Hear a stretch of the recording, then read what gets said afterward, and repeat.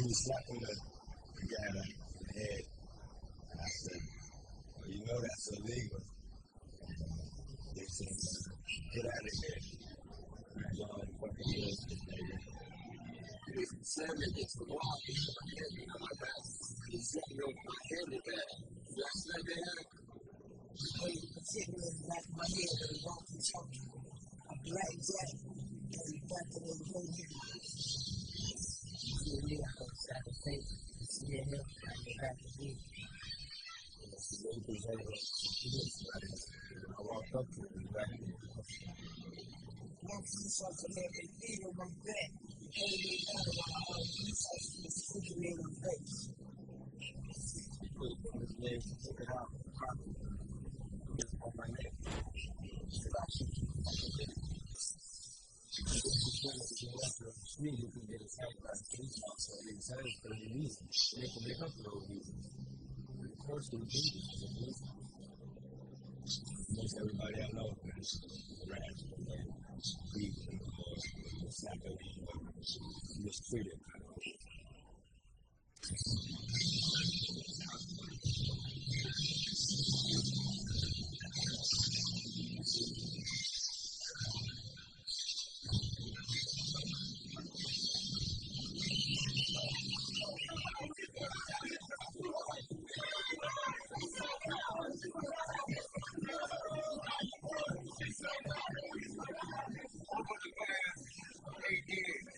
In the city of Chicago, there has been a systematic violation of the human rights of African Americans who have been subjected to some of the most indignant conduct that any human being can visit upon another. We have assembled because we are making a statement that when one individual, be he black or white, makes a determination to abuse the rights of another, that there are men and women of purpose in this time who will come forward and stand up and say, we will not tolerate that kind of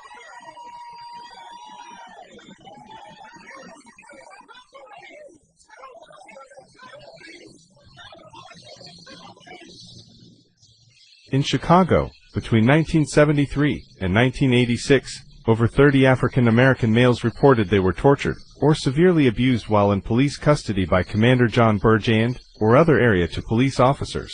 Viewing torture as an extreme example of system-wide police brutality, a coalition of activist groups, including Task Force to Confront Police Violence, has organized for the removal of Commander Burge and an end to all forms of abuse by the Chicago Police Department.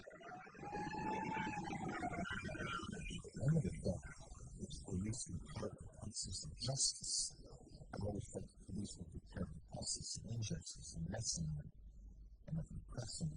And I don't know any black man, Puerto Rican man, any man of color raised in the city who really feel the same way. I don't know any who haven't been stopped one time or another, harassed.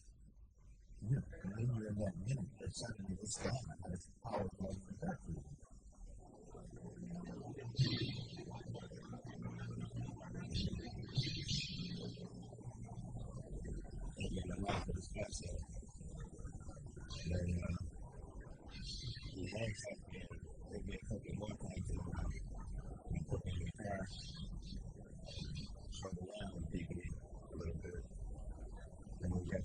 Station, took me out and put me on the ground, put his gun to my head and said that if I told anybody that we done that he was going to kill me, that he knew where he lived.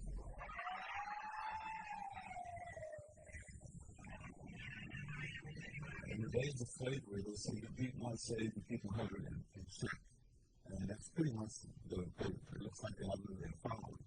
If you kill one person, is hanging out on the street or what have you, then others say, well, we're not going to stand out there because we see what the police are doing.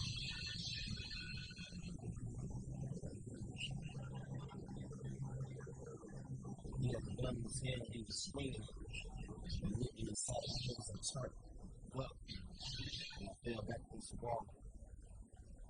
When I fell back against the wall, he kept cutting towards me, hit me in my face with the gun in my mouth and everything. If my parents weren't there, I would have killed. I am not sure that in this country, black and white is always this good has been done. It appears from inside the black community that a white police officer that is willing to crack some black folks' heads is a hero. Because he's protecting the street. He's keeping them in place.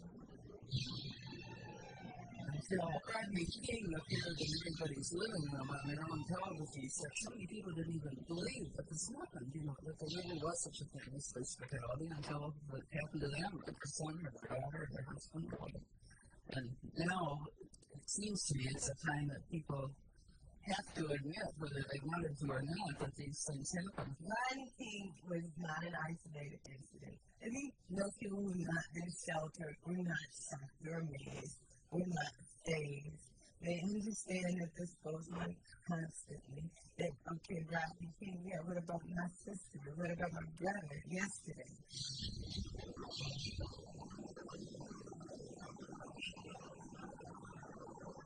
The sergeant whispered to the car and I said, I'm getting out. And he grabbed me by my hair. And when he was pulling me out, he punched me in the face.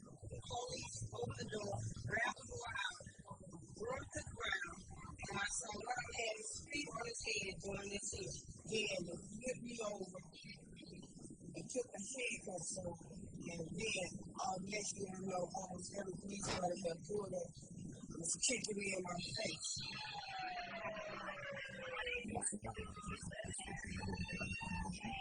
So we're always trying to show the connection between the racist attitudes in society, the racist attitudes in the police department, and the existence, tolerance, and policy of police brutality in Chicago. When I walked up to these policemen, the policeman crossed my face and I looked back at the pool, and I felt face first. And he lifted me off the bed, threw me against the tree, grabbed me, threw me against the front of the car, leaning my face into the front of the car, made me bleed, he busted up my ribs. He started beating me up by the bed in the car, so my friends could see what he was doing. He said, you see a wrong word the right way, boom, they hit you with the right stick, they hit you with a flashlight.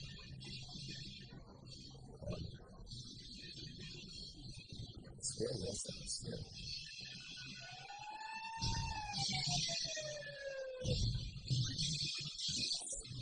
February 15th, 1982, I was called by the attending physician who was working with C.O.W.S. to report that Mr. Andrew Wilson had been arrested, put into jail, and had evidence of unusual injuries on his face, chest, and legs.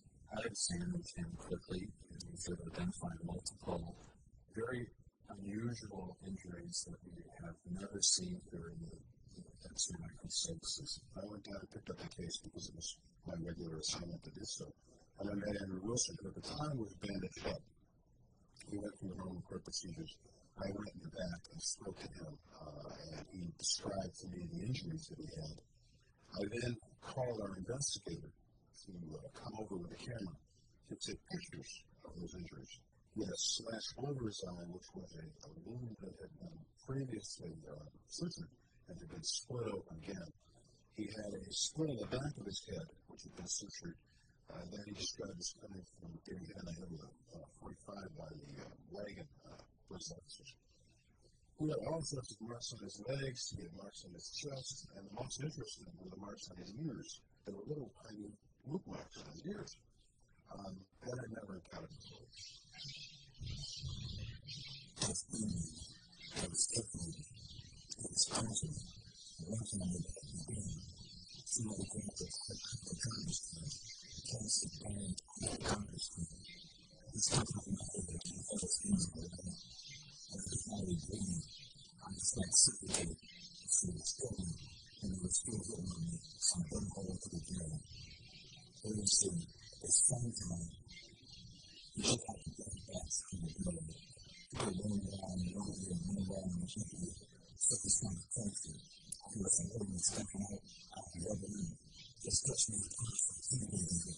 And then the people run around and I'm baby fucker. And I'm just going for you. I'm going to the other way. This is a fucker. You got killed. You're freaking. And it's still a screaming.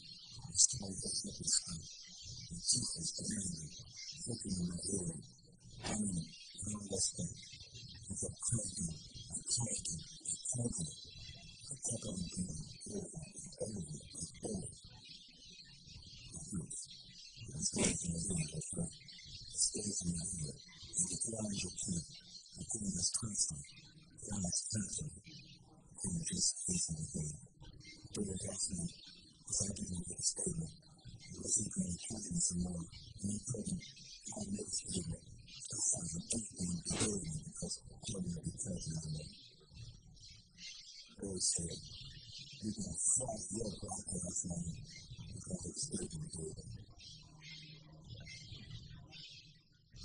started looking at the photographs and reading through Wilson's deposition and court testimony, and the fact that he had been tortured and added to prison quarters, that the claims that he made could be verified by the photographs. That is, that he had been held against a hot radiator and burned, there was attached to his ears and been given electric shocks, and that he had been beaten. In addition to these marks in his ears, what was the other evidence of how it was an electric shock? First, there's the story of how they did this to him. They attached wires with the electrodes to his ears, the clips to his ears, and he said they had a black box. And the wires came from this black box and turned the handle of the black box and generated electricity that way. The black box is described in the Wilson, who was a phone generator, one of those field telephones that can generate electricity that the military used in Vietnam. It has a handle, and then there's a generator, and there were black wires that were attached to the generator, and all of the clips attached to the wires. So therefore, it could crank the generator, send millions and hundred volts of electricity through the wires into the elevator pumps, which you could, of course, attach to the ears and the fingers and everything else you could attach it. And this is what they did on several occasions to Wilson. And that's what was so impressive, was that everything described was absolutely consistent. And then, again, his definition that they've gone beyond the bounds, that hitting and kicking is acceptable and acceptable. That's the usual type of thing. But this has clearly gone beyond the boundary of what was permissible in terms of the abstracting confession, if you will. And his appropriate response, his description of what happens over here with the physical evidence, all is diagnostic of him having been tortured with electric shock. Before trying to testify, John Bird was a military policeman in Vietnam. Although he denies this, in his life they were involved in interrogating Vietnam prisoners, and that they used the same type of electronic device like Tucker telephone that was done by detectives in Chicago, used on black suspects. As a Chicago police officer, John Boyd was repeatedly accused of torture from Russian roulette, the gold box, and other types of beatings for 12 years. During that time, he rose from detective to sergeant to lieutenant to commander. Bird's beating, and pull out electric box and shot me on my testicles with 2 palms of it. They said, "We're going to blow my head off." And I told him, "I just want to learn when they fall and get me to fix. They put plastic bags in my head and pass out. So the bird took the last 4 book boxes to my handcuffs. The sound being across the floor. So I took the coffee up to the wall and the bird came into the room. And then it's so hard on the bird. He gave me a wooden box, 2 wires attached. This is what we got for niggas like you. The shot right here, and the bird said it, but it's only the root. And it's a regular one. The cat, the business, I shot my balls. You made me write my tongue blood from out of my mouth. Eric's problem was I didn't talk. I guess I had some eyes on me. He didn't have the eyes on my legs. Something in the foot, my toes, my teeth.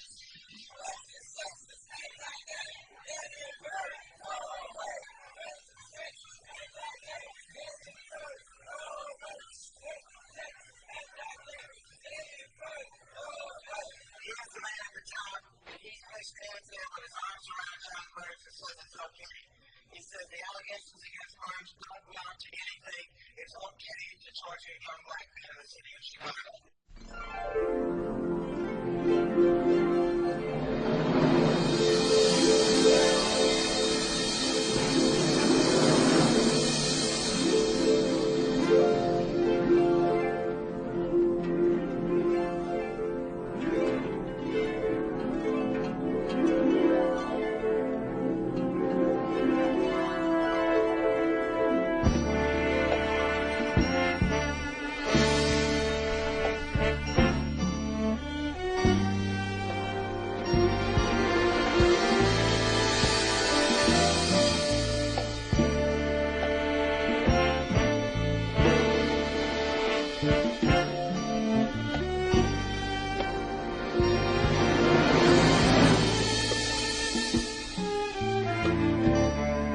I'm from the other side of town, out of bounds. To anybody who don't live around, I never learned to share or how to care. I never had no teachings about being fair. Depression is part of my mind. The sun never shines on the other side of town. The Katherine Massey Book Club, Context of White Supremacy. Gus T, Renegade, in for another broadcast, hopefully to share constructive information on the system of white supremacy, information for non-white people today.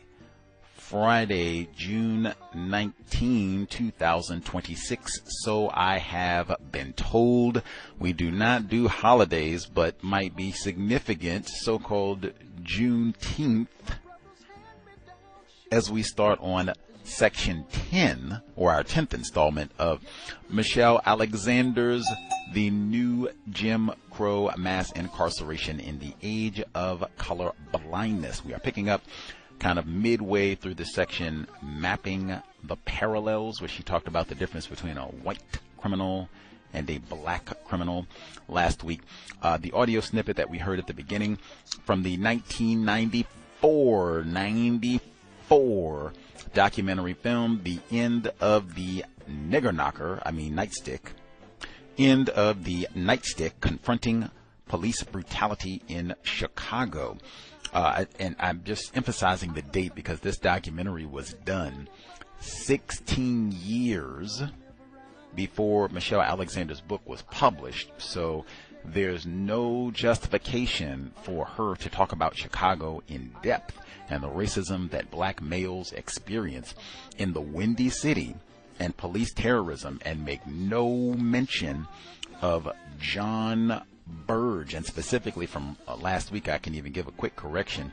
She mentioned the terrorism that black people reported in the Robert Taylor Homes and North Lawndale regions of Chicago specifically. I said last week that John Burge worked in the North Lawndale region. That is an error. However, he did work in the Robert Taylor Homes region. And regardless, if you're going to talk about racism in Chicago and policing, how do you not mention John Burge? I'll fry your black ass. You don't mention John Burge? That's why I said, how am I supposed to even take this seriously? Come on. And delectable Negro, we're going to fry your black ass. Even the homoeroticism, and when they would get that black box to torture the black Chicago males, just like they did the non-white Viet Cong, Burge would say, fun time. That, again, that's just like the racist jokes. White people enjoy practicing racism. We celebrate cracking black heads. You will be rewarded for torturing champions of genital mutilation, shocking the genitals of black males. You get a reward. You get a promotion. You move right on up the ladder of the Chicago Police Department. Have the mayor will have your back and everything. Incidentally, did you hear the chant they were talking about? Mayor Richard Daley, suspected racist in Chicago. The chant was, racist, sexist, anti-gay, daily Burge go away. What? I didn't hear nothing about no white women saying that old John Burge rounded us up and put the electric prods on us, and we thought our blonde hair was going to fall. I didn't hear none of that. And I didn't hear nothing about no Matthew Shepard. And the gay pride parade was disrupted because John Burge came in cracking heads and said, I don't do nothing with no gays. And bah, bah, bah. I didn't hear nothing about that either. They said terrorizing black dudes. How did we get to racist, sexist, anti-gay? What? Confusion. Incidentally, you did hear a cow's guest in that segment as well, Jeffrey Haas, Chicago attorney, white man. He spoke with us about the Fred Hampton assassination, which is same thing, but he was in that documentary as well from 1994. We will get to it. Context of White Supremacy, the Katherine Massey Book Club, New Jim Crow, audio segment 1. Ghetto blues shown on the news. All is well, but what the hell do they care? You across the track, completely relaxed. You take a warning back, don't you never come back.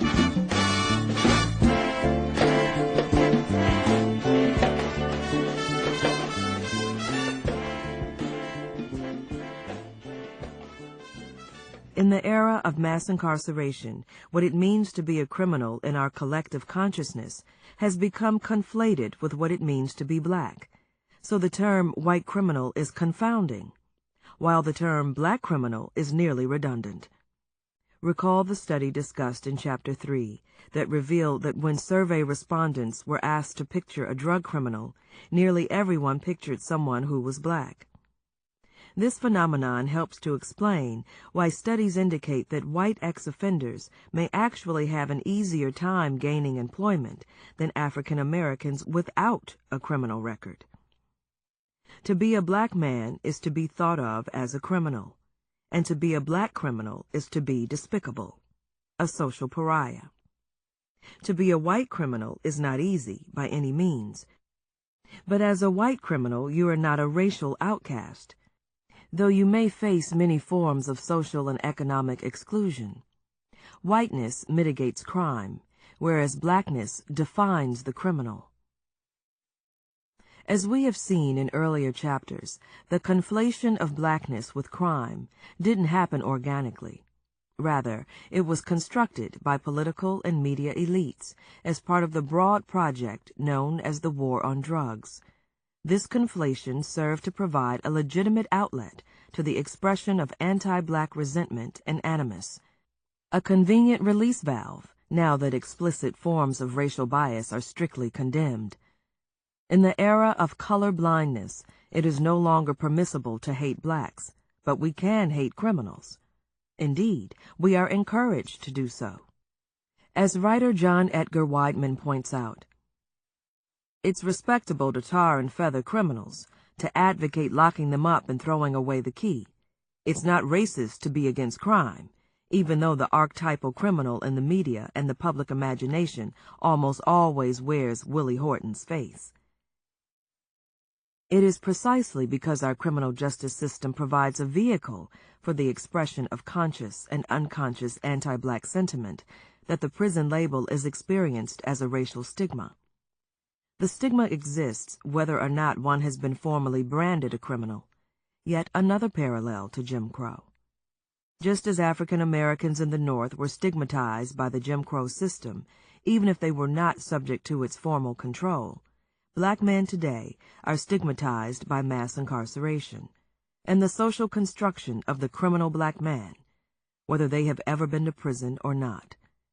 For those who have been branded, the branding serves to intensify and deepen the racial stigma, as they are constantly reminded in virtually every contact they have with public agencies, as well as with private employers and landlords, that they are the new untouchables. In this way, the stigma of race has become the stigma of criminality.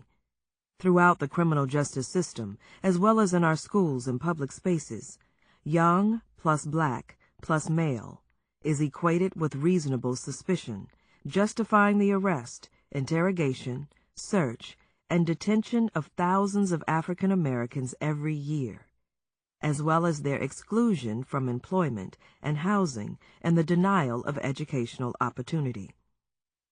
Because black youth are viewed as criminals, they face severe employment discrimination and are also pushed out of schools through racially biased school discipline policies. For black youth, the experience of being made black often begins with the first police stop, interrogation, search, or arrest. The experience carries social meaning. This is what it means to be black. The story of one's first time may be repeated to family or friends, but for ghetto youth, almost no one imagines that the first time will be the last. The experience is understood to define the terms of one's relationship not only to the state, but to society at large. This reality can be frustrating for those who strive to help ghetto youth turn their lives around. James Foreman, Jr., the co-founder of the C.O.W.S. Charter School for Juvenile Offenders in Washington, D.C., made this point when describing how random and degrading stops and searches of ghetto youth tell kids that they are pariahs, that no matter how hard they study, they will remain potential suspects. One student complained to him, "We can be perfect, doing everything right, and still they treat us like dogs. No, worse than dogs, because criminals are treated worse than dogs." Another student asked him pointedly, "How can you tell us we can be anything when they treat us like we're nothing?"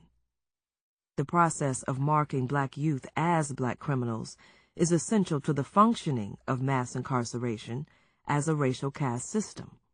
For the system to succeed, that is, for it to achieve the political goals described in Chapter 1, black people must be labeled criminals before they are formally subject to control. The criminal label is essential, for forms of explicit racial exclusion are not only prohibited but widely condemned. Thus, black youth must be made, labeled, criminals. This process of being made a criminal is, to a large extent, the process of becoming black. As Weidman explains, when to be a man of color of a certain economic class and milieu is equivalent in the public eye to being a criminal, being processed by the criminal justice system is tantamount to being made black. And doing time behind bars is at the same time marking race. At its core, then, mass incarceration, like Jim Crow, is a race-making institution. It serves to define the meaning and significance of race in America. The limits of the analogy. Saying that mass incarceration is the new Jim Crow can leave a misimpression. The parallels between the two systems of control are striking, to say the least.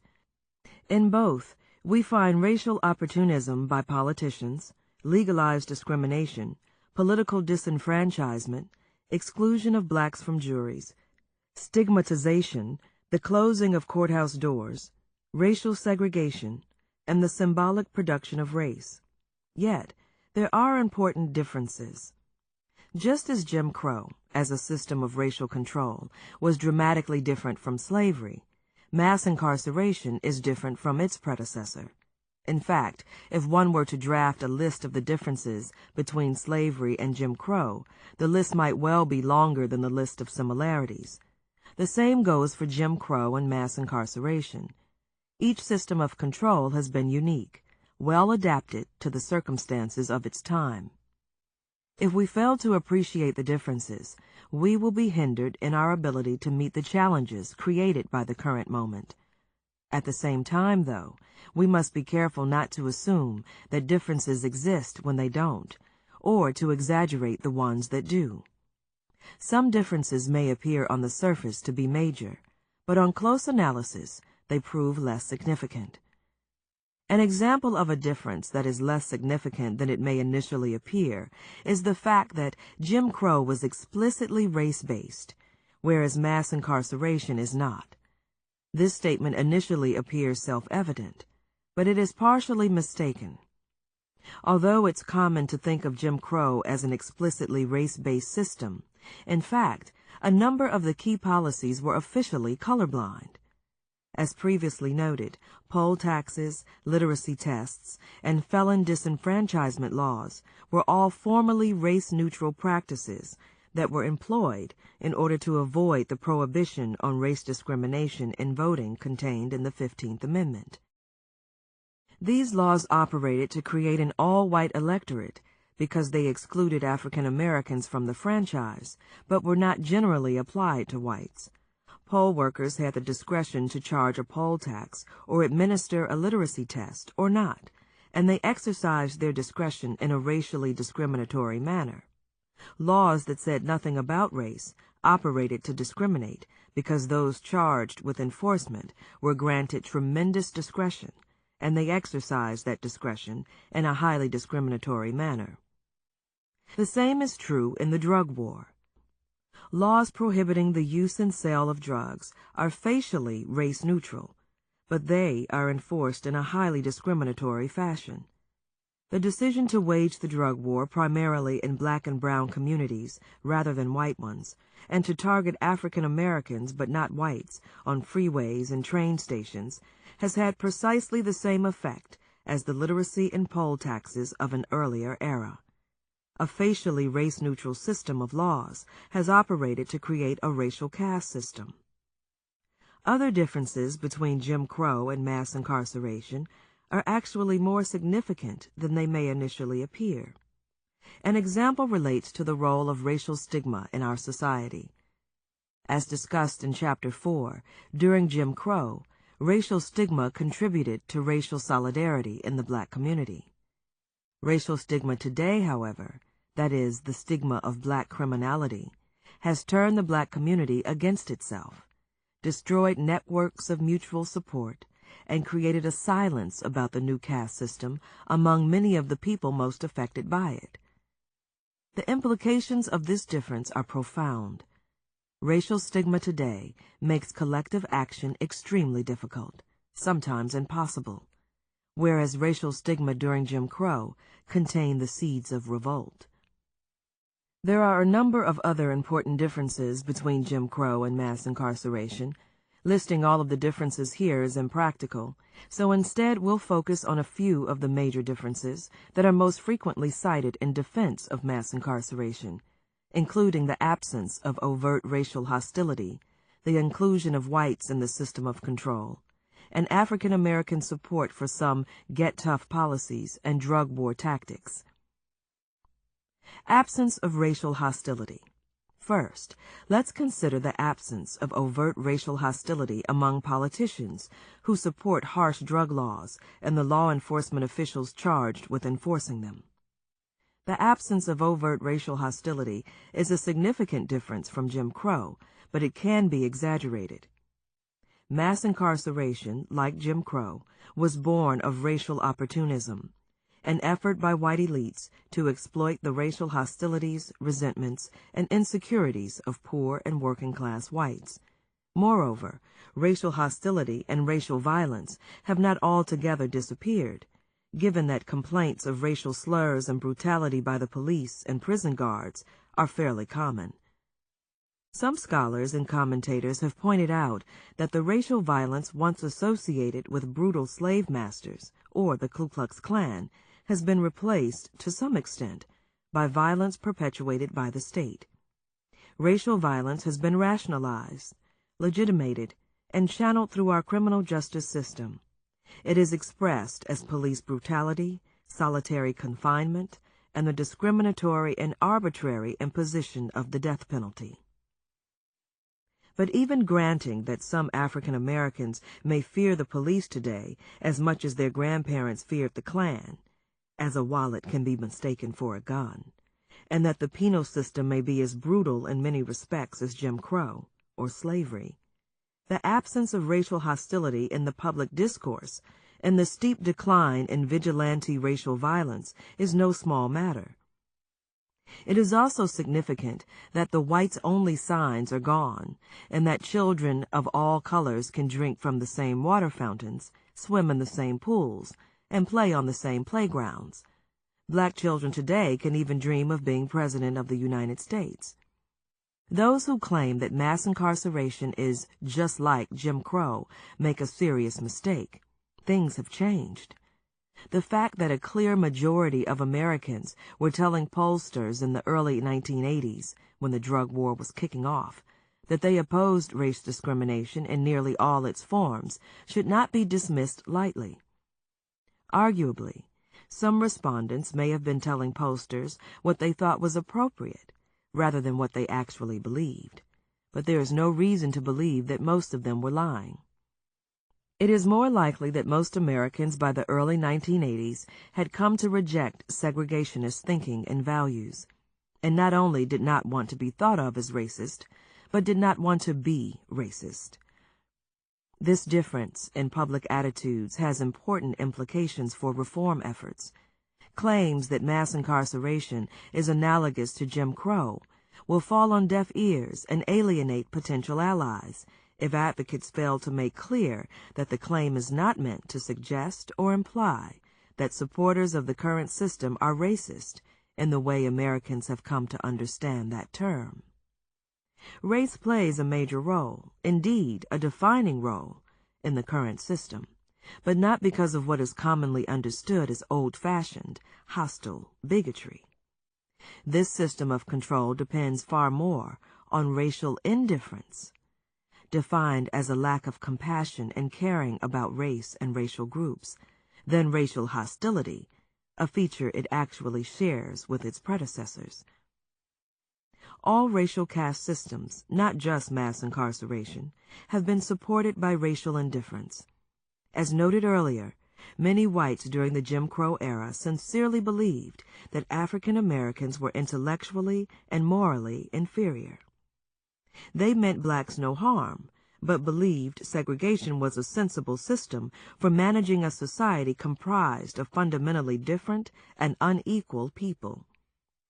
The sincerity of many people's racial beliefs is what led Martin Luther King Jr. to declare, "Nothing in all the world is more dangerous than sincere ignorance and conscientious stupidity." The notion that racial caste systems are necessarily predicated on a desire to harm other racial groups, and that racial hostility is the essence of racism, is fundamentally misguided.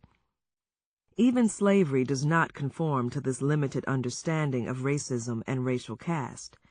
Most plantation owners supported the institution of black slavery, not because of a sadistic desire to harm blacks, but instead because they wanted to get rich, and black slavery was the most efficient means to that end.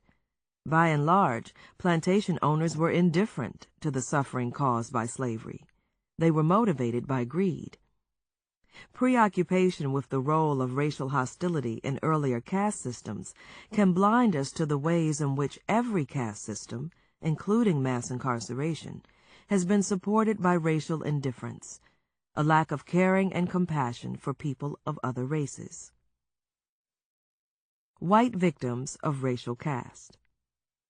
We now turn to another important difference between mass incarceration and Jim Crow: the direct harm to whites caused by the current caste system. Whites never had to sit at the back of the bus during Jim Crow, but today a white man may find himself in prison for a drug offense, sharing a cell with a black man. The direct harm caused to whites caused by mass incarceration seems to distinguish it from Jim Crow. Yet, like many of the other differences, this one requires some qualification. Some whites were directly harmed by Jim Crow.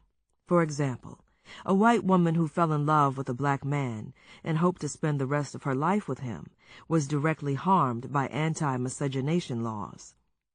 The laws were intended for her benefit, to protect her from the corrupting influence of the black man and the tragedy of mulatto children, but she was directly harmed nonetheless. Still, it seems obvious that mass incarceration directly harms far more whites than Jim Crow ever did. For some, this fact alone may be reason enough to reject the analogy. An interracial racial caste system may seem like an oxymoron. What kind of racial caste system includes white people within its control? The answer: a racial caste system in the age of colorblindness. If 100% of the people arrested and convicted for drug offenses were African American, the situation would provoke outrage among the majority of Americans who consider themselves non-racist and who know very well that Latinos, Asian Americans, and whites also commit drug crimes. We, as a nation, seem comfortable with the 90% of the people arrested and convicted of drug offenses in some states being African American. But if the figure were 100%, the veil of colorblindness would be lost. We could no longer tell ourselves stories about why 90% might be a reasonable figure. Nor could we continue to assume that good reasons exist for extreme racial disparities in the drug war, even if we are unable to think of such reasons ourselves. In short, the inclusion of some whites in the system of control is essential to preserving the image of a colorblind criminal justice system and maintaining our self-image as fair and unbiased people. Because most Americans, including those within law enforcement, want to believe they are non-racist, the suffering in the drug war crosses the color line. Of course, the fact that white people are harmed by the drug war does not mean they are the real targets, the designated enemy. The harm white people suffer in the drug war is much like the harm Iraqi civilians suffer in U.S. military actions targeting presumed terrorists or insurgents. In any war, a tremendous amount of collateral damage is inevitable. Black and brown people are the principal targets in this war. White people are collateral damage. Saying that white people are collateral damage may sound callous, but it reflects a particular reality. Mass incarceration, as we know it, would not exist today but for the racialization of crime in the media and political discourse.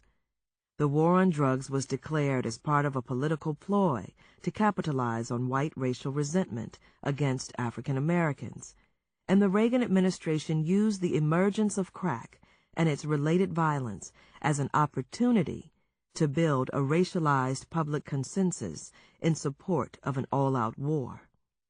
A consensus that almost certainly would not have been formed if the primary users and dealers of crack had been white. Economist Glenn Loury made this observation in his book, The Anatomy of Racial Inequality. He noted that it is nearly impossible to imagine anything remotely similar to mass incarceration happening to young white men. Can we envision a system that would enforce drug laws almost exclusively among young white men and largely ignore drug crime among young black men? Can we imagine large majorities of young white men being rounded up for minor drug offenses, placed under the control of the criminal justice system, labeled felons, and then subjected to a lifetime of discrimination, scorn, and exclusion? Can we imagine this happening while most black men landed decent jobs or trotted off to college? No, we cannot. If such a thing occurred, it would occasion a most profound reflection about what had gone wrong, not only with them, but with us. It would never be dismissed with the thought that white men were simply reaping what they had sown. The criminalization of white men would disturb us to the core. So the critical questions are: what disturbs us? What is dissonant? What seems anomalous? What is contrary to expectation? Or more to the point, whom do we care about? An answer to the last question may be found by considering the drastically different manner that we, as a nation, responded to drunk driving in the mid-1980s as compared to crack cocaine. During the 1980s, at the same time crack was making headlines, a broad-based grassroots movement was underway to address the widespread and sometimes fatal problem of drunk driving. Unlike the drug war, which was initiated by political elites long before ordinary people identified it as an issue of extraordinary concern, The movement to crack down on drunk drivers was a bottom-up movement, led most notably by mothers whose families were shattered by deaths caused by drunk driving. Media coverage of the movement peaked in 1988, when a drunk driver traveling the wrong way on Interstate 71 in Kentucky caused a head-on collision with a school bus. 27 people died, and dozens more were injured in the ensuing fire. The tragic accident, known as the Carrollton bus disaster, was one of the worst in U.S. history. In the aftermath, several parents of the victims became actively involved in Mothers Against Drunk Driving, MAD, and one became its national president. Throughout the 1980s, drunk driving was a regular topic in the media, and the term designated driver became part of the American lexicon. At the close of the decade, drunk drivers were responsible for approximately 22,000 deaths annually, while overall alcohol-related deaths were close to 100,000 a year. By contrast, during the same time period, there were no prevalent statistics at all on crack, much less crack-related deaths. In fact, the number of deaths related to all illegal drugs combined was tiny compared to the number of deaths caused by drunk drivers. The total of all drug-related deaths due to AIDS, drug overdose, or the violence associated with the illegal drug trade was estimated at 21,000 annually, less than the number of deaths directly caused by drunk drivers, and a small fraction of the number of alcohol-related deaths that occur every year. In response to growing concern, fueled by advocacy groups such as MAD and the media coverage of drunk driving fatalities, most states adopted tougher laws to punish drunk driving. Numerous states now have some type of mandatory sentencing for this offense, typically 2 days in jail for a first-time offense, and 2 to 10 days for a second offense. Possession of a tiny amount of crack cocaine, on the other hand, carries a mandatory minimum sentence of 5 years in federal prison. The vastly different sentences afforded drunk drivers and drug offenders speaks volumes regarding who is viewed as disposable, someone to be purged from the body politic, and who is not. Drunk drivers are predominantly white and male. White men comprised 78% of the arrests for this offense in 1990, when new mandatory minimums governing drunk driving were being adopted. They are generally charged with misdemeanors and typically receive sentences involving fines, license suspension, and community service. Although drunk driving carries a far greater risk of violent death than the use or sale of illegal drugs, the societal response to drunk drivers has generally emphasized keeping the person functional and in society, while attempting to respond to the dangerous behavior through treatment and counseling. People charged with drug offenses, though, are disproportionately poor people of color. They are typically charged with felonies and sentenced to prison. Another clue that mass incarceration as we know it would not exist but for the race of the imagined enemy can be found in the history of drug law enforcement in the United States. Yale historian David Musto and other scholars have documented a disturbing, though unsurprising, pattern. Punishment becomes more severe when drug use is associated with people of color, but softens when it is associated with whites. The history of marijuana policy is a good example.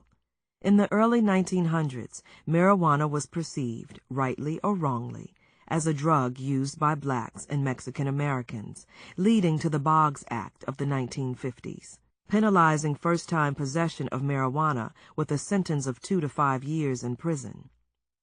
In the 1960s, though, when marijuana became associated with the white middle class and college kids, commissions were promptly created to study whether marijuana was really as harmful as once thought.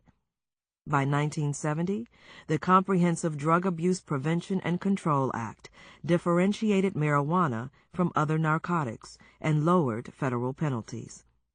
The same drug that had been considered fearsome 20 years earlier, when associated with African Americans and Latinos, was refashioned as a relatively harmless drug when associated with whites. In view of the nation's treatment of predominantly white drunk drivers and drug offenders, it is extremely difficult to imagine that our nation would have declared all-out war on drug offenders if the enemy had been defined in the public imagination as white. It was the conflation of blackness and crime in the media and political discourse that made the drug war and the sudden, massive expansion of our prison system possible. White drug criminals are collateral damage in the war on drugs because they have been harmed by a war declared with blacks in mind. While this circumstance is horribly unfortunate for them, it does create important opportunities for a multiracial, bottom-up resistance movement, one in which people of all races can claim a clear stake.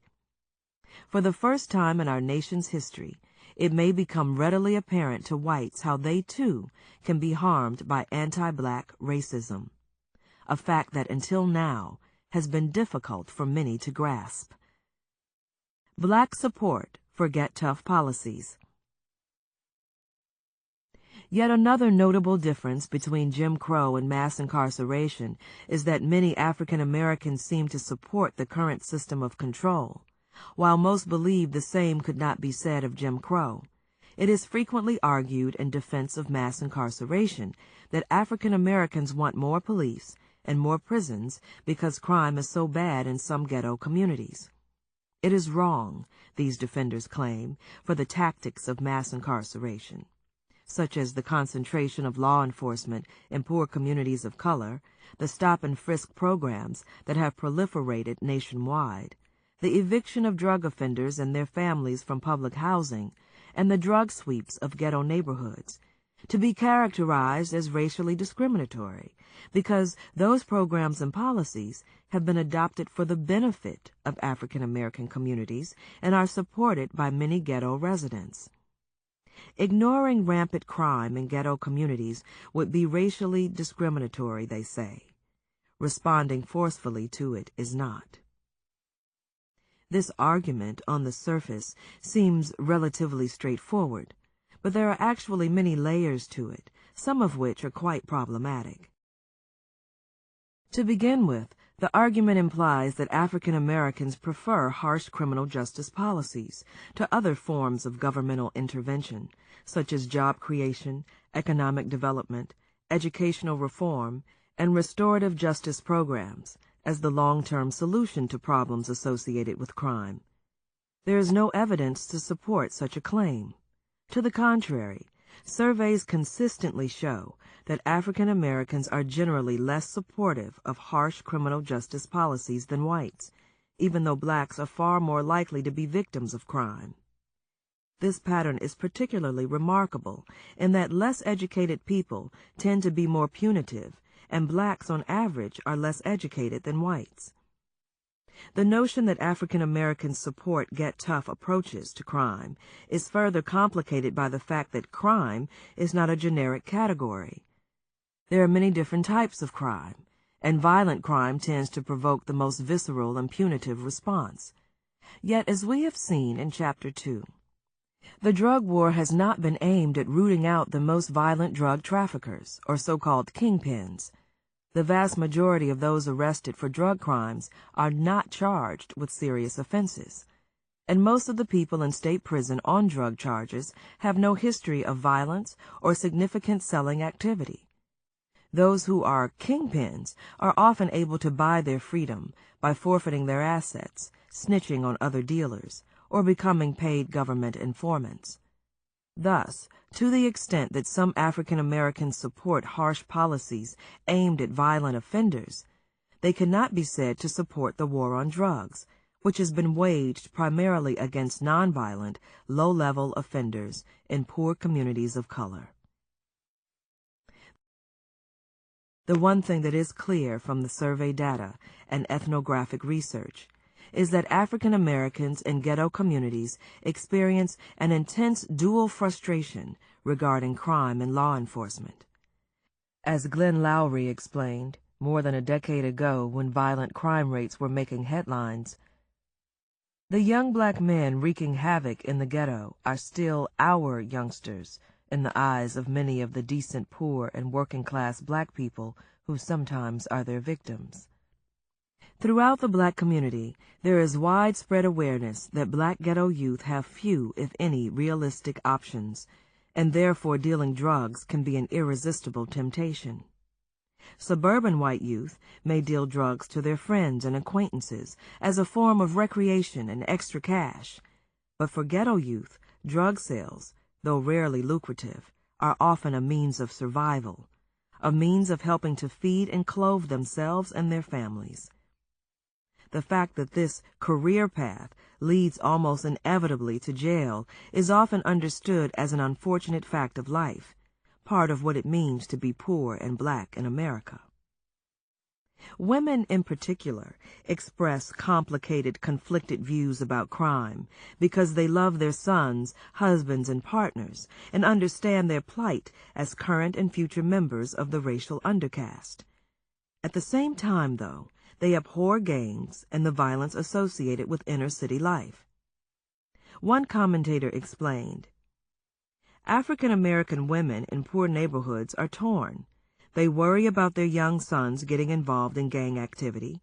They worry about their sons possibly selling or using drugs. They worry about their children getting caught in the crossfire of warring gangs. These mothers want better crime and law enforcement.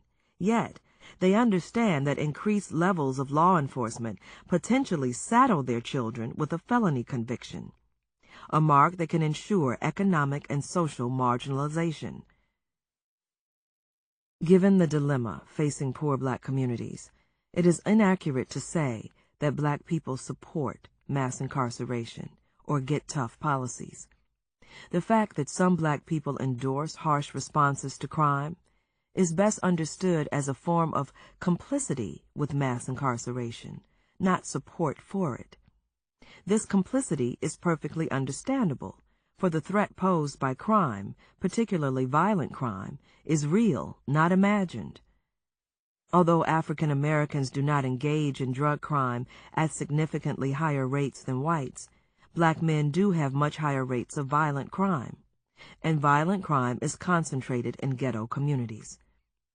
Studies have shown that joblessness, not race or black culture, explains the high rates of violent crime in poor black communities. When researchers have controlled for joblessness, differences in violent crime rates between young black and white men disappear. Regardless, the reality for poor blacks trapped in ghettos remains the same. They must live in a state of perpetual insecurity and fear. It is perfectly understandable, then, that some African Americans would be complicit with the system of mass incarceration, even if they oppose, as a matter of social policy, the creation of racially isolated ghettos and the subsequent transfer of black youth from underfunded, crumbling schools to brand-new high-tech prisons.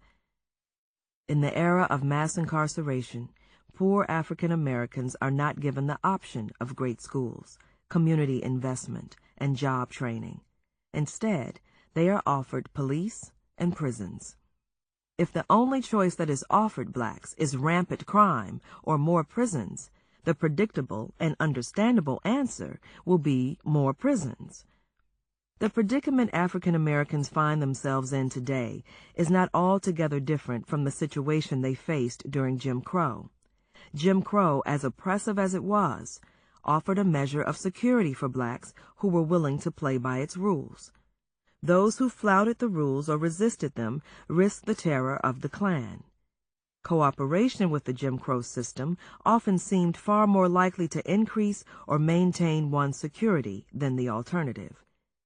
That reality helps to explain why African American leaders such as Booker T. Washington urged blacks to focus on improving themselves rather than on challenging racial discrimination.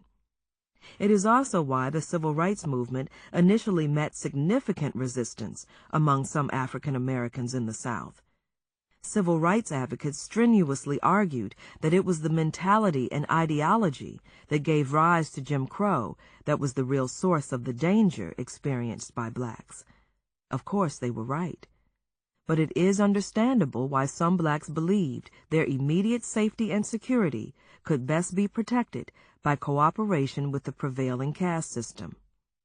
The fact that black people during Jim Crow were often complicit with the system of control did not mean they supported racial oppression.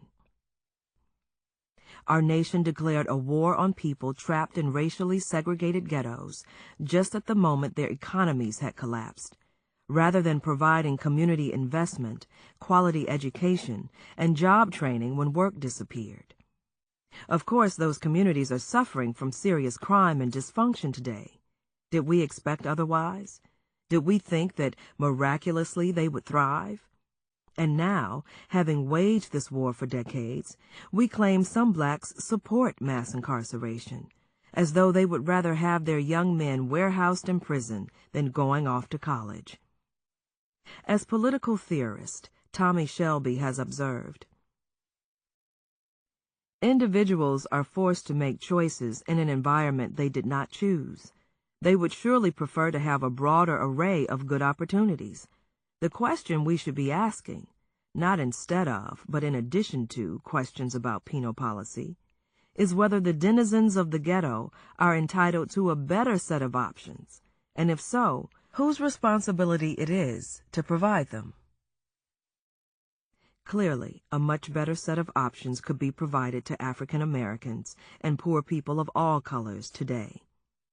As historian Lerone Bennett Jr. eloquently reminds us, a nation is a choice. We could choose to be a nation that extends care, compassion, and concern to those who are locked up and locked out, or headed for prison, before they are old enough to vote. We could seek for them the same opportunities we seek for our own children. We could treat them like one of us. We could do that. Or we can choose to be a nation that shames and blames its most vulnerable, affixes badges of dishonor upon them at young ages, and then relegates them to a permanent second-class status for life. That is the path we've chosen, and it leads to a familiar place.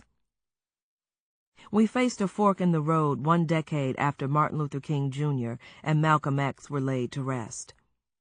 As described in Chapter 1, during the late 1970s, jobs had suddenly disappeared from urban areas across America, and unemployment rates had skyrocketed. In 1954, black and white youth unemployment rates in America were equal, with blacks actually having a slightly higher rate of employment in the age group 16 to 19. By 1984, however, the black unemployment rate had nearly quadrupled, while the white rate had increased only marginally. This was not due to a major change in black values, behavior, or culture.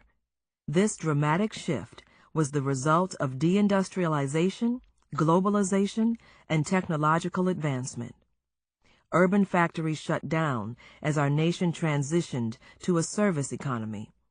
Suddenly, African Americans were trapped in jobless ghettos, desperate for work.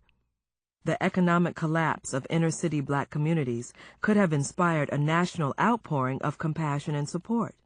A new war on poverty could have been launched. Economic stimulus packages could have sailed through Congress to bail out those trapped in jobless ghettos through no fault of their own.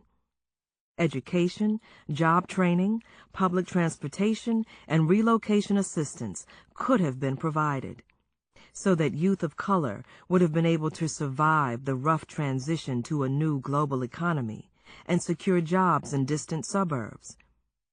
Constructive interventions would have been good not only for African Americans trapped in ghettos, but also for blue-collar workers of all colors, many of whom were suffering too, if less severely. A wave of compassion and concern could have flooded poor and working-class communities in honor of the late Martin Luther King Jr. All of this could have happened, but it didn't. Instead, we declared a war on drugs. The collapse of inner-city economies coincided with the conservative backlash against the civil rights movement, resulting in the perfect storm. Almost overnight, black men found themselves unnecessary to the American economy and demonized by mainstream society. No longer needed to pick cotton in the fields or labor in factories, lower-class black men were hauled off to prison in droves. They were vilified in the media and condemned for their condition as part of a well-orchestrated political campaign to build a new white Republican majority in the South. Decades later, curious onlookers in the grips of denial would wonder aloud, where have all the black men gone? No one has made this point better than sociologist Loic Vacan. Vacan has written extensively about the cyclical nature of racial caste in America. He emphasizes that the one thing that makes the current penal apparatus strikingly different from previous racial caste systems is that it does not carry out the positive economic mission of recruitment and disciplining of the workforce. Instead, it serves only to warehouse poor black and brown people for increasingly lengthy periods of time, often until old age. The new system does not seek primarily to benefit unfairly from black labor, as earlier caste systems have, but instead views African Americans as largely irrelevant and unnecessary to the newly structured economy, an economy that is no longer driven by unskilled labor. It is fair to say that we have witnessed an evolution in the United States from a racial caste system based entirely on exploitation, slavery, to one based largely on subordination, Jim Crow, to one defined by marginalization, mass incarceration. While marginalization may sound far preferable to exploitation, it may prove to be even more dangerous. Extreme marginalization, as we have seen throughout world history, poses the risk of extermination. Tragedies such as the Holocaust in Germany or ethnic cleansing in Bosnia are traceable to the extreme marginalization and stigmatization of racial and ethnic groups. As legal scholar John A. Powell once commented, only half in jest, it's actually better to be exploited than marginalized, in some respects, because if you're exploited, presumably you're still needed. Viewed in this light, the frantic accusations of genocide by poor blacks in the early years of the war on drugs seem less paranoid. The intuition of those residing in ghetto communities that they had suddenly become disposable was rooted in real changes in the economy. Changes that have been devastating to poor black communities as factories have closed, low-skilled jobs have disappeared, and all those who had the means to flee the ghetto did. The sense among those left behind that society no longer has use for them, and that the government now aims simply to get rid of them, reflects a reality that many of us who claim to care prefer to avoid, simply by changing channels. Oh my God, you high yellow wench, you high yellow wench. Katherine Massey Book Club, Context of White Supremacy, Gus T. We will pick it up for the second audio section, chapter 6. I vomit on this might knock Dorothy Roberts out for the worst book of all time. I think last week when I came in, I said this book was 3. This book is 2. Minimum on the list. Alice Sebold, Bumped, which is some task. That book, formerly the worst book of all time, they were going to make it into a movie. Black dude and raped a white woman on the campus, college campus. We can make a whole book about it. My Night with Rick James, that's what we called it. That was number 2. This book has passed Isabel Wilkerson's case. This book is so bad, it might bump Dorothy Roberts. The Mixed Marriage Project. We will have to see, but it at minimum, it is cemented. New number 2, the second worst book I have ever read. Michelle Alexander, The New Jim Crow. You don't even know how bad it was this here week. You have no idea. Let me see if I can even attempt to explain how bad it was this week. I've been talking about omissions. I think I might have even left one out last week. There were portions that she added to the 10th anniversary edition that I've been extracting, so that we're just having an audio book that is exclusively the 2010 edition. It's been lots of extractions. At one point she added lots of material to the 2010 version. There was one point where she did remove a portion of 2010 text, which I thought was important, that I did highlight. This week, she added so much material. She basically added another subsection. I think this is the first time that she's done that. I can't even read. That had been my pattern before. I would try and read everything. This is like pages and pages and pages of addition here, where she's talking about so-called respectability politics and disagreements between W.E.B. Du Bois and Booker T. Washington. And what does this have to do with mass incarceration? And just goes on from here in terms of black people, again, respectability politics. I guess black people with their britches hanging off their behind. So this goes on and on and on. Let's see. During Jim Crow, all black people in Atlanta were bound together by the racial caste system, but there was a significant group of African Americans who were well educated and had influence in the halls of power. Numerous black colleges were located in Atlanta, and the city was home to the South's largest population of college-educated African Americans. Members of this relatively elite group believed they could prove their respectability to white Americans and often blamed less educated blacks for sabotaging their quest for racial equality, especially when they committed crimes or failed to conform to white middle-class norms of dress, cleanliness, and behavior. Now, again, this goes on and on and on. This is after the section that we heard last week about hip-hop music and Bill Cosby. And so and again, what does this have to do with mass incarceration beginning in the late 20th century? For some people, if you study 20th century Negro history, you've heard all this before. The Booker T. Washington, W.E.B. Du Bois debates are like infamous. You can waste a whole summer reading about all that, but I don't even know how is that relevant. And now the reason this is number 2, she felt that this was so important she needed to inject pages of all of this in the 10th anniversary edition. No John Burge. That's what I'm saying about now. What, and even, hey, one lame, cheap paragraph on COINTELPRO. We can put pages and pages and pages on this. Which do you think is more important to mass incarceration, drug sales in the U.S., illicit? Which do you think is more important? W.E.B. Du Bois, Booker T. Washington's debates about respectability politics in early 20th century U.S., or the U.S. COINTELPRO program mid to late 20th century U.S.? Which do you think is more important? Let's see. What else did it just goes on for pages? Let's see.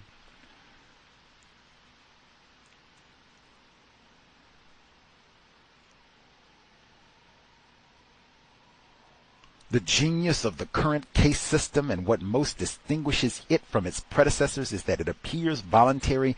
People choose to commit crimes, and that's why they are locked up or locked out. We are told the feature makes the politics of respectability particularly tempting, as it appears the system can be avoided with good behavior. But herein lies the trap. All people make mistakes. All of us are sinners. All of us are criminals. All of us violate the law at some point in our lives. In fact, if the worst thing you have ever done is speed 10 miles over the speed limit on the freeway, you have put yourself and others at more risk of harm than someone smoking marijuana in the privacy of his or her living room. And it just goes on and on. Like I said, she adds an entire chapter. It's called Fork in the Road. And then where she adds like a couple of sentences, and then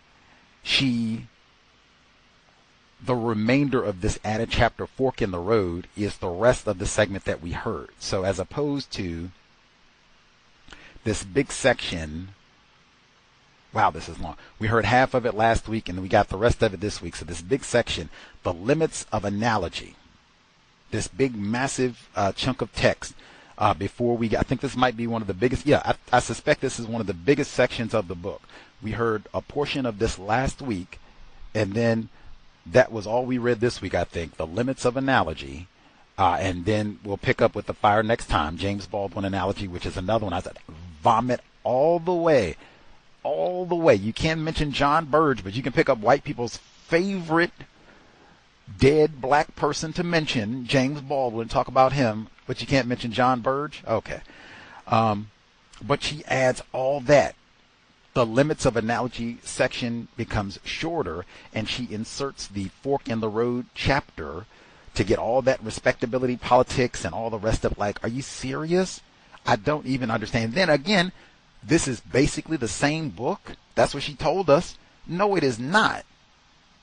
We would have been, I can't even count. It's probably at least a good 5 pages that she added about all that respectability politics and all the rest. You can get the 2020 version and check just to see how much you missed from us reading the 2010 version.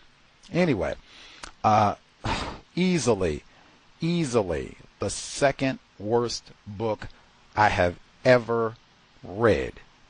Easily. And I'm so glad that we read this part for Juneteenth. Thank you, you high yellow wench. This book is so bad, like, man, if I saw Carter Stewart, like, he would need security. Like, man, victim of racism, no conflict, Brother Gus. Like, if I saw Michelle, victim of racism, no conflict. Even, if I saw her laying children, what did you say about Jesse Owens' biopic? No conflict. They biracial, no conflict. Woo! Second worst. And real talk, all of you half-literate, semi-literate, non-literate, pretend literate black people, non-white people, victims of racism, who caped for this high yellow wench. This here book was she talking about in depth white victims of racism. Some of you half-literate, semi-literate, non-literate, pretend literate black people who are very familiar with Neely Fuller Jr. and then came out of your mouth. Wow, that high yellow wench. Woo, Michelle Alexander. That's the best thing I ever read. Woo, did you see the part about white victims of racism? That's what you said. Matter of fact, real talk. This is the difference between you all and Gus T. Because Gus T, I'm the only one who I've heard who came out and said, wow, this is the worst damn book I've ever read in my life. It's not even accurate. I ain't heard nobody say that. I heard lots of, whoo, this is great. That high yellow wench did an amazing job. That's what you all said almost unanimously. That's what you said. There were Cow's listeners who asked Gus T to co-host a program with them, like on a permanent, regular basis. Came out, this is the best book I've ever read. At least top 10. This might be the worst book I've ever read. We don't have to get into subjectives, subtlety, her writing style. Did she give a truthful telling of the so-called war on drugs, whatever her topic is supposed to be? Was she accurate? Resounding? Nope. We ain't got to get to nothing else. You get an F just on that. We ain't even got to get to, did you say that your mother was a victim of racism because she married a Negro? Back up, high yellow witch.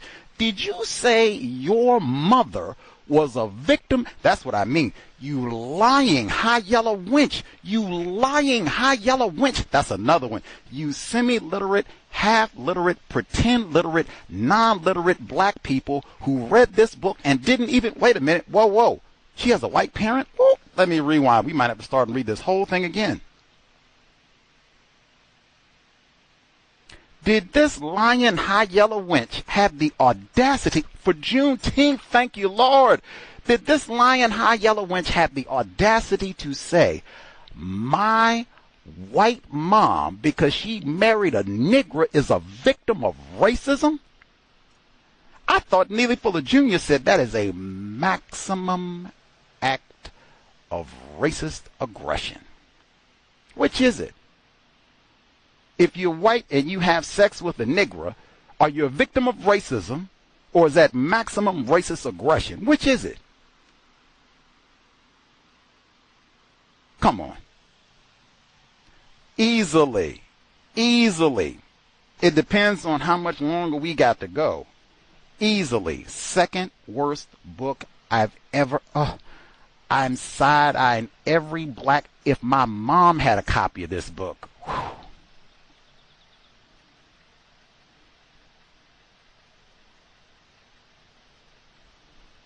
You can't be saying your mother is semi-literate, half-literate, pretend-literate, non-literate. Whew. Man, I would have to remember something constructive, positive, good times and all that, because, wow, if you got this book on your shelf, mother dearest, woo, you have to pick whichever category you think you fall in. Semi-literate, half-literate, pretend literate. You can give me that one. Say, I didn't read it, son. They just, they told me it was good. I got it. They had it. Oprah said it was a good. I didn't get. Okay. She's in the pretend literate category for this one, which might be some of us. You could even lie and say that I didn't even read it. I didn't read it, Brother Gus. I didn't read it. They said Whitey told me it was good, and she high yellow, so I, it's good. New Jim Crow. Hey, catchy title, I'll take that one. No problem. I didn't read. But I suspect we got a whole lot. You're gonna have to pick a different category. Semi-literate, pretend literate, non-literate, Whitey duped me. I'm ignorant about racism. You can figure that one too. I'm ignorant about racism. You put that high yellow winch in my face and boom, I'm ignorant about racism. Put colorblind in the title of the book and I skipped right over that one. I'm ignorant about racism. We got people who brag about Neely Fuller Jr. You read this book. Colorblind is in the title. You didn't slow down, hit a speed bump, nothing. That high yellow winch said, whoa, colorblind, Massey, Incarceration, yeah, woo, Michelle, best book, woo.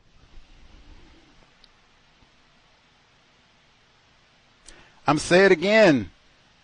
We are not the same. Gus T, the conclusion that I have come to about white supremacy, racism, what it is, how it works, what it means to be white is astronomical. Like, we're not even in the same solar system. If I could name, can you all name other people who came out and said, wow, this book is a piece of crap. It's not even accurate. That high yellow winch lied over and over and over. Matter of fact, did anybody even just get to the part where this high yellow winch said her mom is a victim of racism? I'll beat her ass if I see her in public. So I guess I shouldn't have said, my bad. It's Juneteenth. I shouldn't have said that. I did say brass knuckles for this book. If I see her in Seattle, she better have security. Woo! It's at least going to be some nasty questions on that microphone. Did you say your lame-ass white mother is a victim of racism because she met... Her dad is dead because of racism, whites... Oh. Woo! If I ever see her, she better have security. I don't even know. Who read this book, man? Y'all didn't say nothing about... Pick your category. Semi-literate, half-literate, pretend literate, non-literate. Whitey duped me. That high yellow winch got me. I'm ignorant about racism. Pick one. We had some people turn up because I saw this was coming this week. Oh, it's kind of like I've had to read this twice going through, so I'm especially nasty, especially bitter about all of it because I've had to listen to it twice. Oh, and then I got to edit out because she got all these lies and edits and additions and patches and all the rest of it. Someone had the audacity to turn up. I got Michelle's back.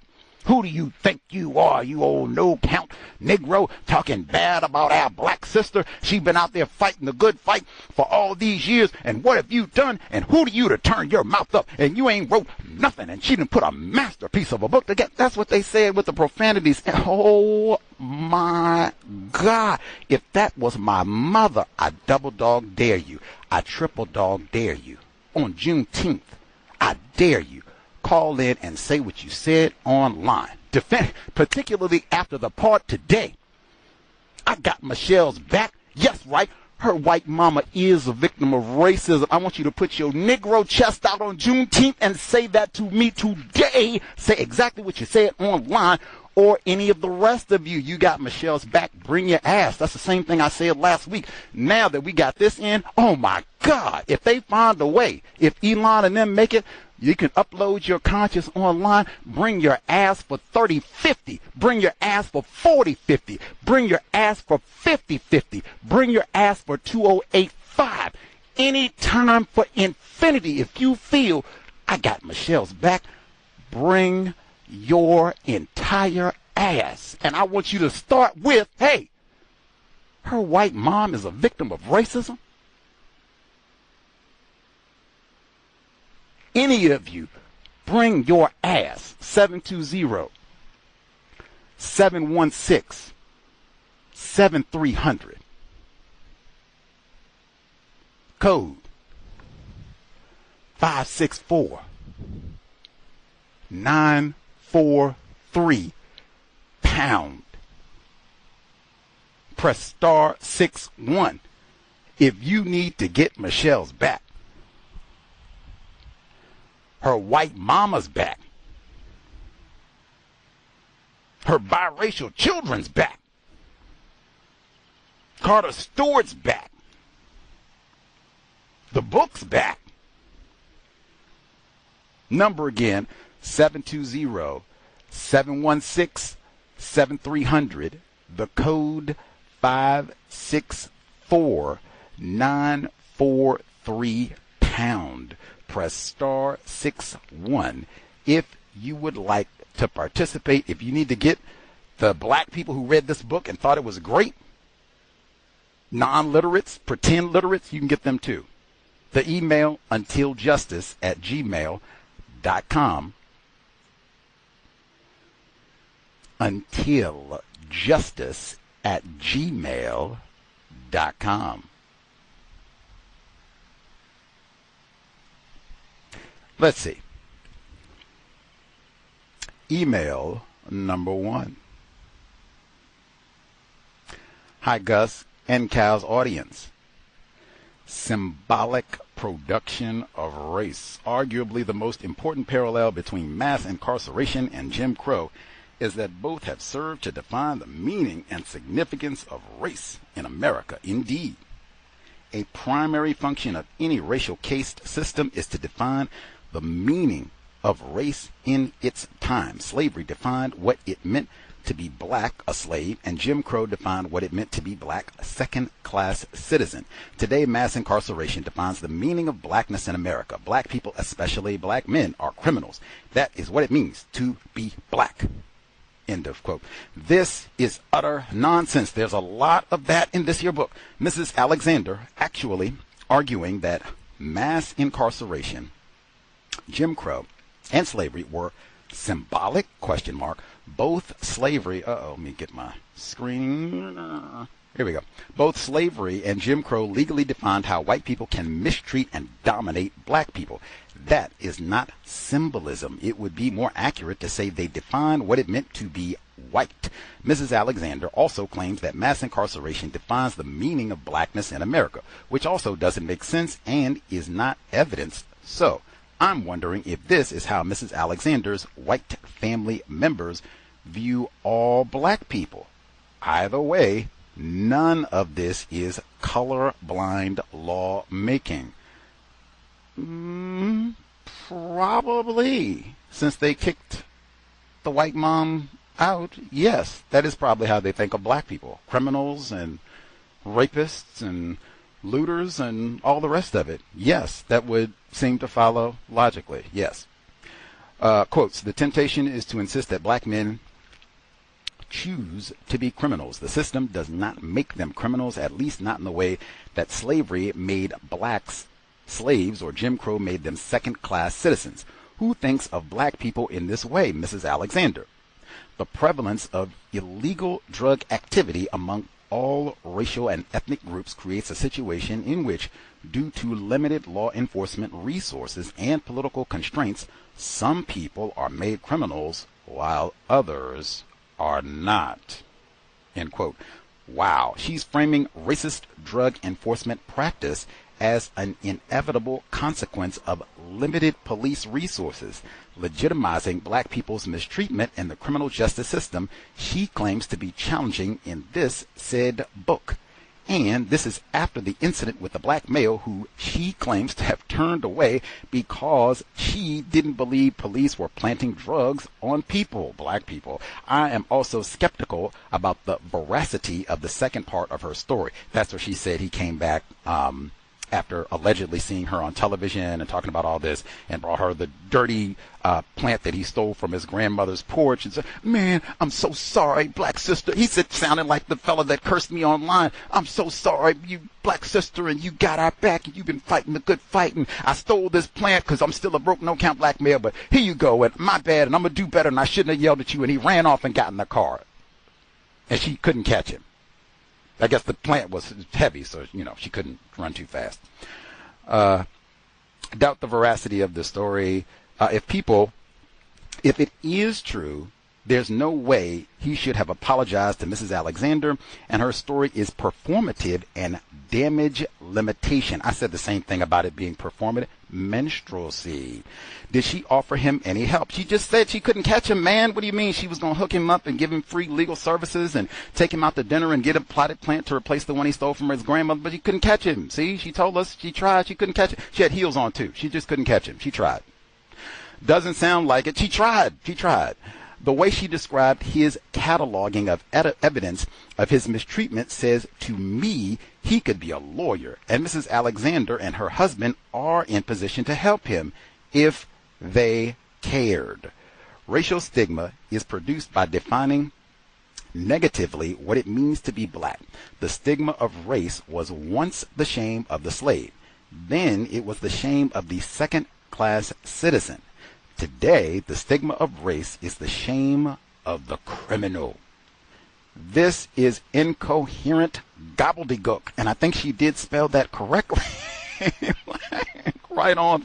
Although you will get a good lashing on the plantation because you are not supposed to know how to spell gobbledygook as a slave. So 50 lashes for you. Much obliged. The email again, untiljustice@gmail.com. There is a lot of gobbledygook and nonsense in this book. Who read this? And wow, that high yellow wench is, what a scholar. Everyone needs to read this. Who? Even at my most confused, I will grant it. Reading this book 17 years into doing the cows, and we've done a lot of interviews and seen a lot of things and talked to a lot of people. Hey, we've had the book club at this point for 14 years. So we have read a lot of material. Hopefully, even if we've been half asleep for some of these episodes, we should have learned a lot more material since Michelle Alexander's book was originally published in 2010. That said, even if I had read this book in 2010, I hoped just that part alone, my mom is a victim of racism, that would have been enough to let me know what's up with this book. I hope even back then I would not have been that goofy. Number again, 720-716-7300. The code 564943 pound. Press star 61 if you would like to participate. Let's see. Get folks, if you have questions on the first portion of the book, let us know. We'll get your hands. I'll get some of my thoughts. Keep an eye out on the switchboard. See if folks have observations, commentary to share. Let's see.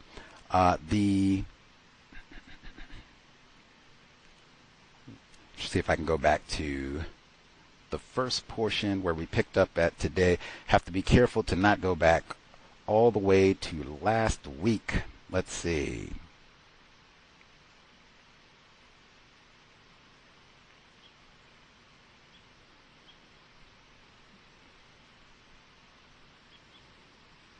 Okay, picking up the middle of where we picked up mapping the parallels. That's what we picked up at today. Mapping the parallels. It was two sections, not one big section. It was two because we picked up on mapping the parallels. Get that corrected, where she talks about white criminals and black criminals and all of that. Let's see. The portion she says, the shame and stigma is not limited to the individual. It extends to family members and friends. Even whole communities are stigmatized by the presence of those labeled criminals. Those stigmatized often adopt coping strategies African Americans once employed during Jim Crow. Oh, that's from last week. Here we go. This week. It's on the wrong side of the page.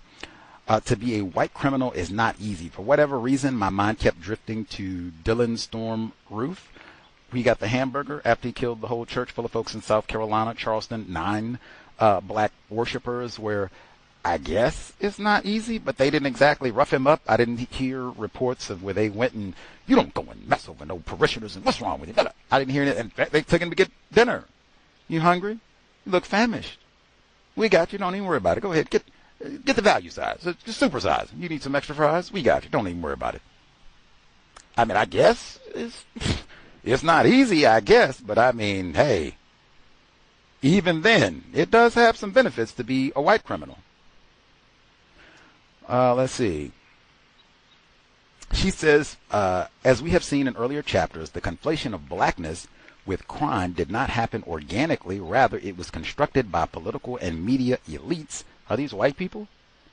As part of the broad project known as the War on Drugs, this conflation served to provide a legitimate outlet to the expression of anti-black resentment and animus, a convenient release valve now that explicit forms of racial bias are strictly condemned.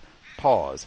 I have no idea what you're talking about in terms of explicit forms of racial bias are condemned? Really? By whom? Give an example. I thought they pointed out the president for making explicit forms of racially biased statements all the time, for whole countries sometimes. Got them shithole countries, didn't he say that? All the time. I don't remember him being punished or, you can't say that, you can't have a sitting president make a statement. What are you talking about? Even we had Raul Perez as a guest on the program, the Souls of White Jokes. They search racist jokes about the same amount as people search for the Lakers. Kobe? What do you mean? White people enjoy, celebrate, practice. Matter of fact, it's Juneteenth. Matter of fact, they just had the FIFA. They were talking about all the different racist things that happened over that. And then Juneteenth, I'm sure there have been a slick remark or 12 about Juneteenth. Anyway. She has criminal black man in quotes and all as one word, criminal black man. I have never heard nor seen that before. If people know of this, is this a hashtag? If she made that up, that's fine. I've never heard or seen this before. Criminal black man, hashtag criminal black man. I've never heard that. For black youth, the experience of being made black often begins with the first police stop. Just that phrasing reminded me, classified as black, there really is no, I did not join the black race. And even really, Mr. Fuller tells us all the time, there is one race. If you are not classified as white, you are not a member of a race. When did you join? And for what purpose, more importantly? Only reason for being a member of a race is to practice racism. Black is not a race. Let's see. I thought it was significant. She quotes James Foreman Jr. in her book. In the 2010 version, James Foreman Jr. is one of the people who has been pretty publicly critical of this book for her not including violent crime being a major component of this problem of mass incarceration, and then not including black support, which she did touch on this week, and more so in the pages that she adds to the 10th anniversary edition, but also because she doesn't touch more on black support of the punitive drug laws and police enforcement against black people. Those are two of his key points against her, not highlighting the many other errors, I will add, and saying that they do share a common cause of prison reform. But I thought that was interesting because he's been a public critic of her work. She said, one of his students that Mr. Foreman works, and his father, James Foreman, was a member of SNCC. He wrote a great book, The Making of Black Revolutionaries. He wrote more than one book, but that is a very important book, contemporary of the civil rights movement. Medgar Evers, Malcolm X, Dr. King, has lots of important information in there. I have read that book cover to cover, I think more than once. Massively important. James Foreman, The Making of Black Revolutionaries. Let's see.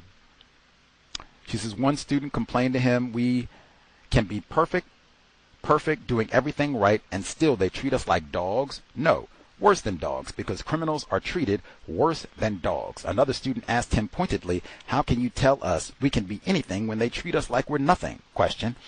These were highlighted. James Foreman's, these were quotes that she took from James Foreman's students. They do not sound like most of the other black people that we've heard in this book. They're not using lots of slang and incorrect English. Their verbs are conjugated correctly, and they make really poignant points. I thought that was important. And again, this is from students of one of the people who was very critical of her book, and rightly so. Let's see. The section, The Limits of Analogy.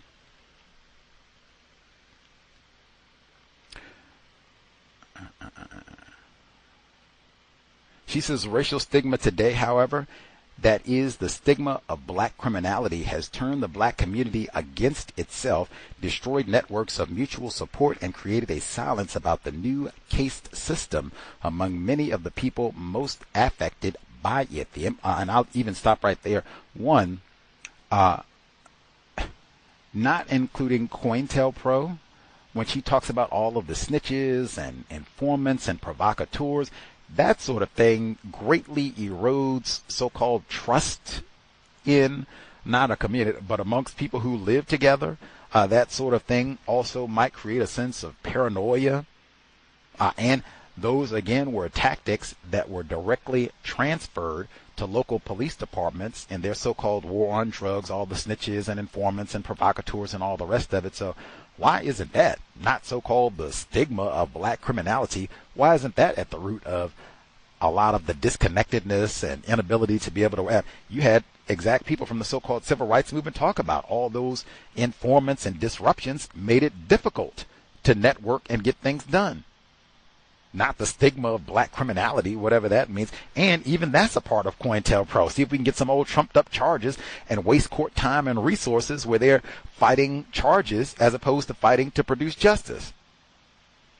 That's one, but the silence about the so-called new caste system, the system of white supremacy, has always demanded that black people be silent about racism.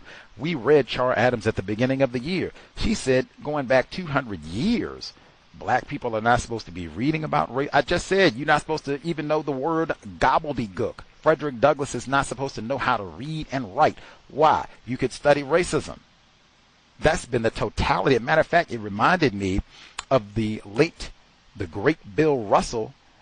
Before he was a Boston legend, they got the FIFA Cup up there. He was in Louisiana. They had a lynching in Louisiana. I think it was around Monroe, Louisiana, and they could not talk about that lynching. I went and got the newspaper reports, and they said in the paper, the Negroes have been warned. You had better not talk about this lynching or else. Fuller said the same thing. Not in Louisiana, up in Oklahoma. Hey, we didn't even talk about no Black Wall Street. Shh. I'm hopping back. Bill Russell, he said, we can't talk about that lynching in Monroe, Louisiana, but we can talk about the Hanks.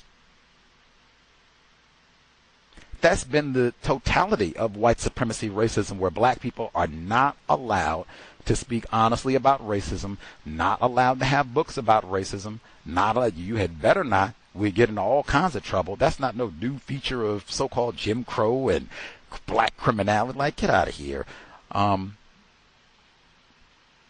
She says racial stigma makes collective action extremely difficult. It is the system of white supremacy racism. That's why Mr. Fuller talked about four-wallism is not going to work. It's not because of racial stigma. It's because of the system of white supremacy and the exact tactics that they employed COINTELPRO way before we got to all of this with mass incarceration and the war on drugs.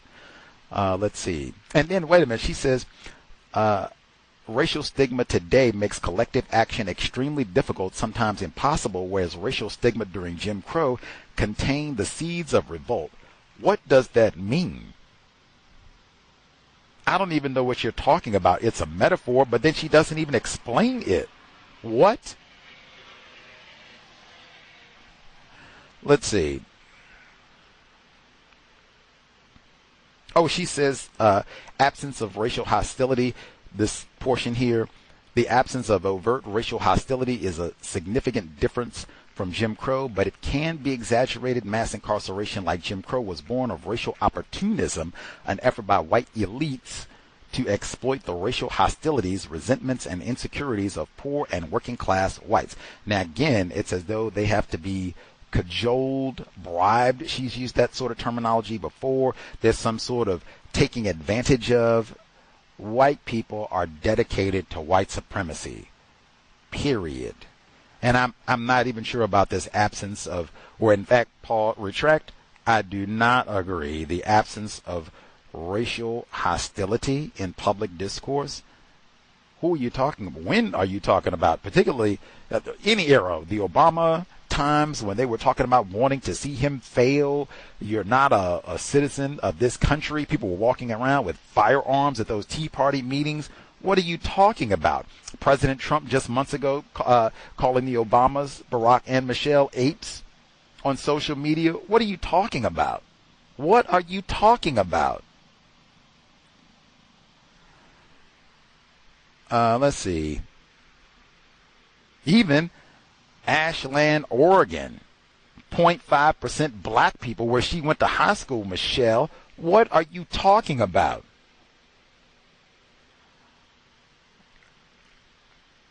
She says it is also significant that the whites' only signs are gone and that children of all colors can drink from the same water fountains, swim in the same pools, and play on the same playgrounds. Black children today can't even dream of being president of the United States, provided they have a white parent like Michelle.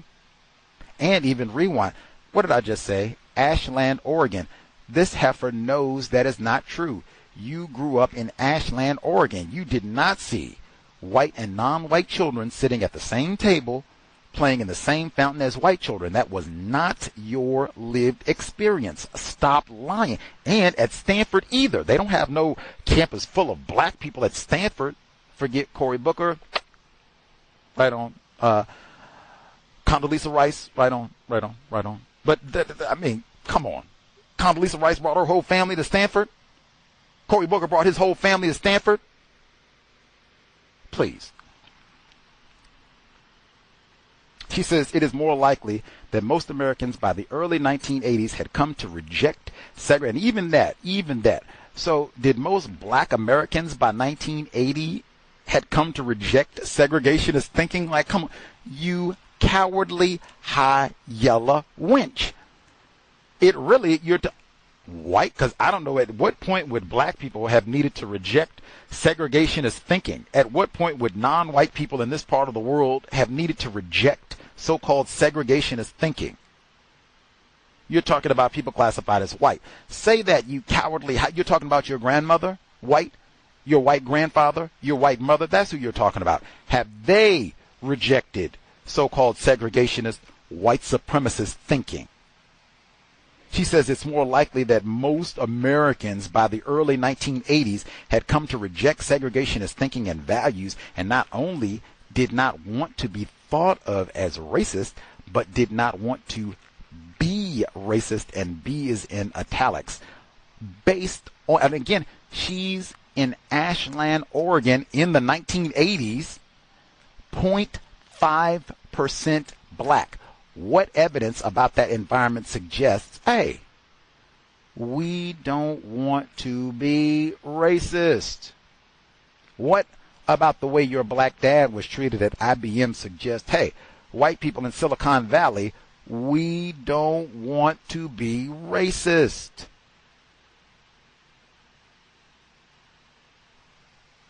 Stop. Hey, she said her white grandfather voted for Jesse Jackson in the 1980s. Was that, hey, I don't want to be racist?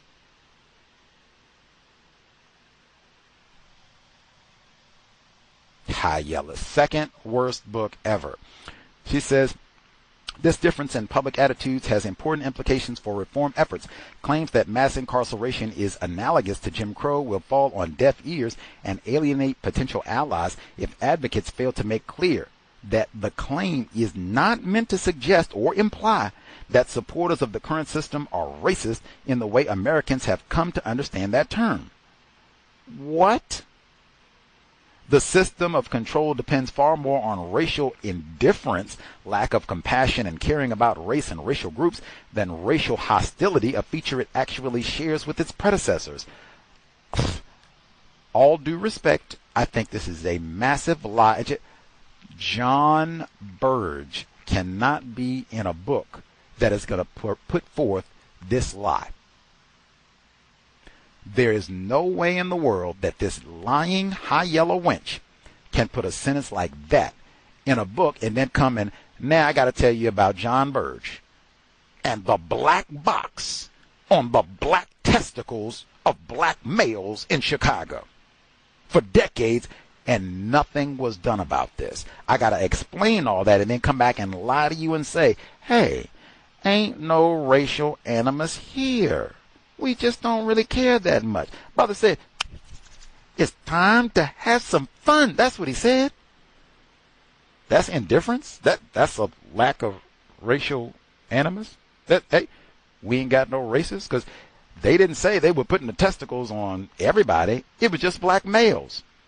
They could have been equal opportunity offenders. There's lots of people in Chicago, even lots of non-white people in Chicago. They didn't even say the tacky black and brown.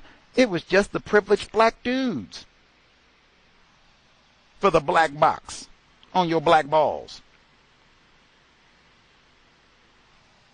Fee for that. Let's see. She says she just keep on with the lies. She keep on with the lies. I said we got a 14-year book club.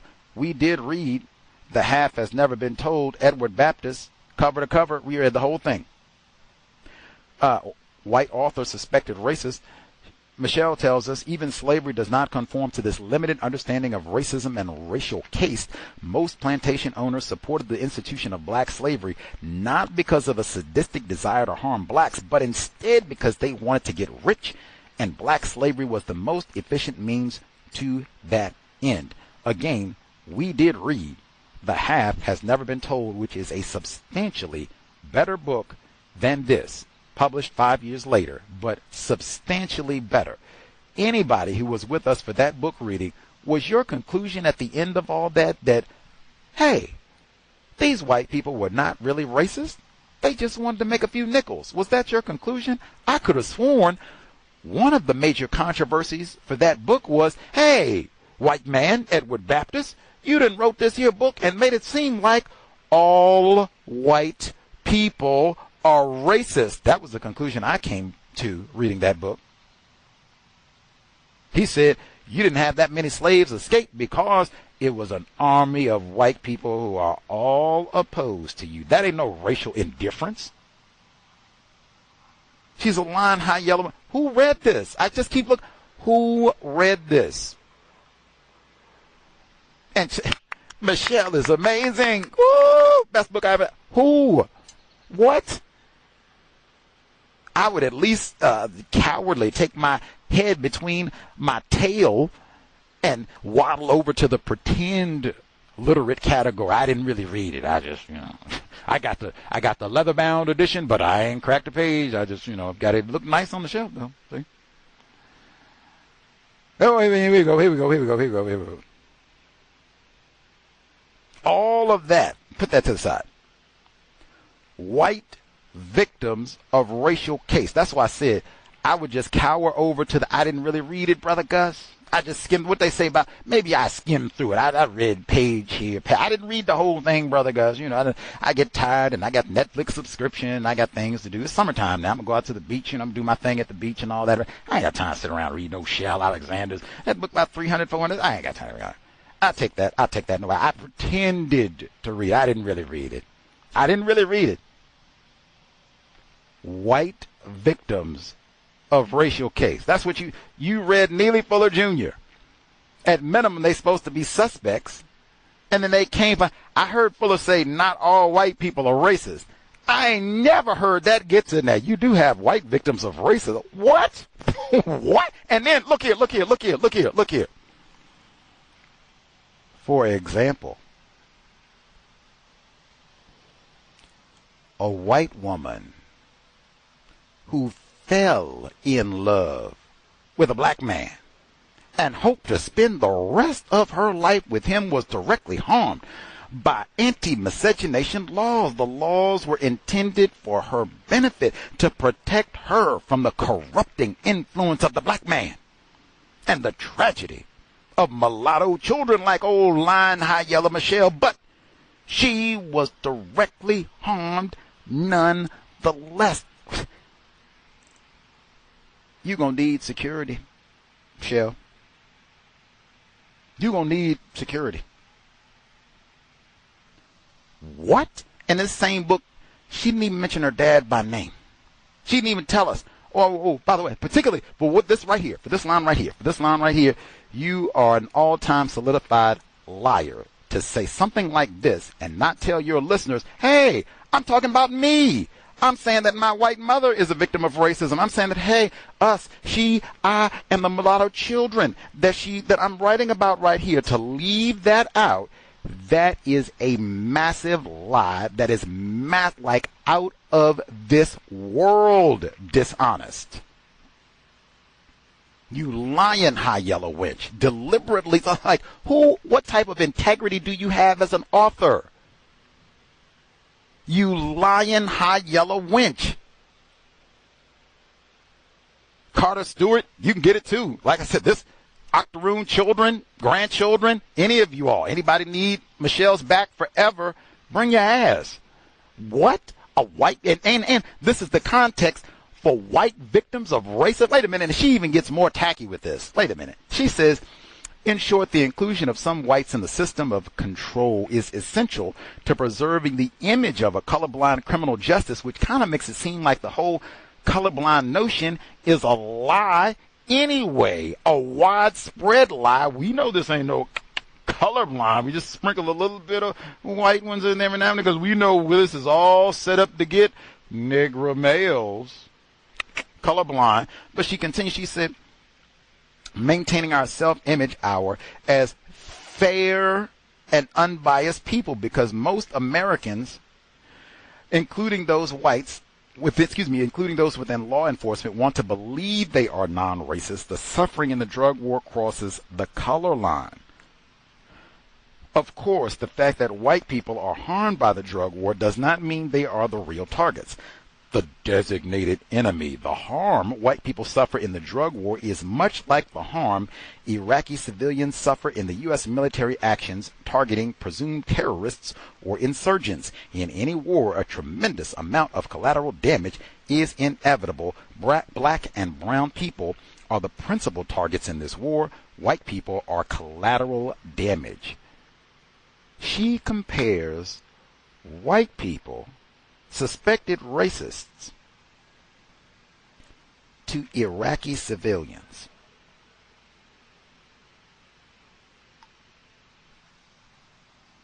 No editors looked at this and thought, what the hell? What in the hell? This is what I mean, like, man, I'm supposed to take this seriously. You don't have John Burge in.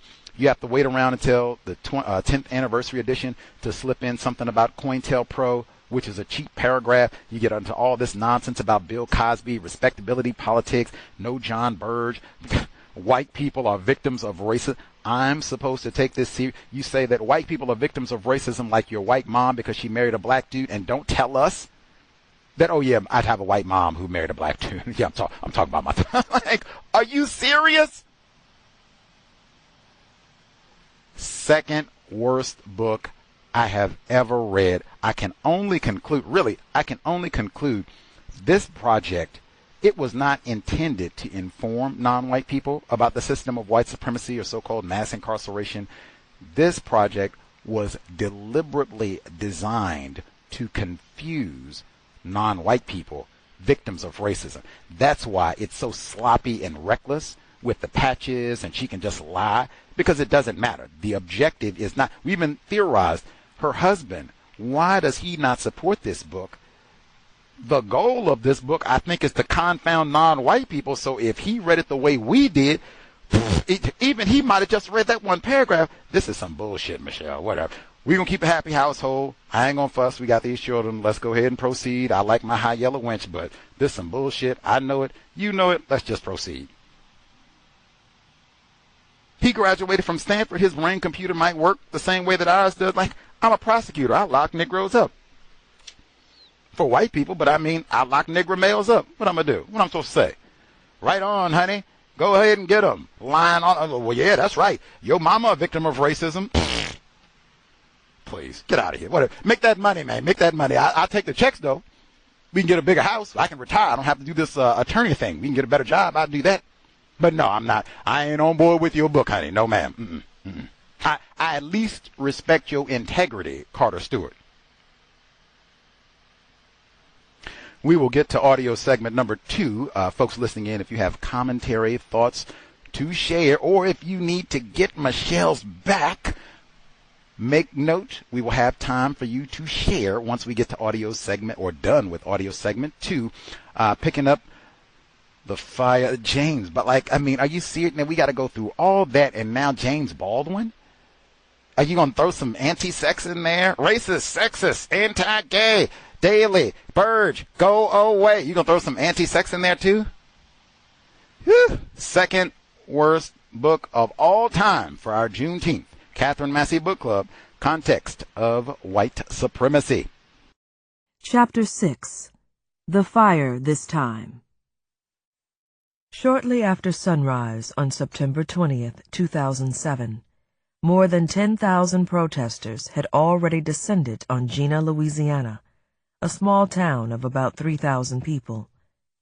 Because of the congestion on the roads to Jena, some protesters left their vehicles and walked into town on foot.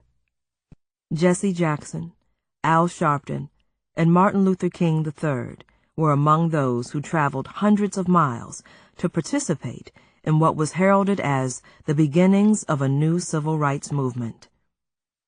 Black youth turned out to protest in record numbers, joined by rappers Mos Def, Ice Cube, and Salt and Pepper. National news media swarmed the town. Cameras rolled as thousands of protesters from all over the country poured into the rural community to condemn the attempted murder charges filed against 6 black teenagers who allegedly beat a white classmate at a local high school.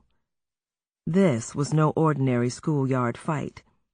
Many believe the attack was related to a string of racially charged conflicts and controversies at the school, most notably the hanging of nooses from a tree in the school's main courtyard. Reverend Al Sharpton captured the spirit of the protests when he stated boldly, "We've gone from plantations to penitentiaries. They have tried to create a criminal justice system that particularly targets our young black men. And now we sit and stand in a city that says it's a prank to hang a hangman's noose, but that it's attempted murder to have a fight. We cannot sit by silently. That's why we came, and that's why we intend to keep coming." For a moment, the nation's eyes were trained on the plight of the Jena 6, and debates could be heard in barbershops, in cafes, and in lines at grocery stores about whether the criminal justice system was, in fact, biased against black men, or whether the black teens got exactly what they deserved for a brutal attack on a defenseless young white teen. Grim statistics about the number of black men in prison were trotted out, and commentators argued over whether those numbers reflected crime rates or bias, and whether white teens would ever be charged with attempted murder and tried as adults if they attacked a black kid in a schoolyard fight. The uprising on behalf of the 6 black teens paid off. Although the prosecutor refused to back down from his decision to bring adult charges against the youths, an appellate court ultimately ruled the teens had to be tried as juveniles, and many of the charges were reduced or dropped. While this result undoubtedly cheered the thousands of Jena 6 supporters around the country, The spectacle may have been oddly unsettling to parents of children imprisoned for far less serious crimes, including those locked up for minor drug offenses. Where were the protesters and civil rights leaders when their children were tried as adults and carted off to adult prisons? Where was the national news media then? Their children were accused of no crimes of violence, no acts of cruelty, yet they faced adult criminal charges and the prospect of serving years, perhaps decades, behind bars for possessing or selling illegal drugs, crimes that go largely ignored when committed by white youth. Why the outpouring of support and the promises of a new civil rights movement on behalf of the Gina youth, but not their children? If there had been no nooses hanging from a schoolyard tree, there would have been no Gina 6, no mass protests, no live coverage on CNN. The decision to charge 6 black teens as adults with attempted murder in connection with the schoolyard fight was understood as possibly racist by the mainstream media and some protesters only because of the sensational fact that nooses were first hung from a tree.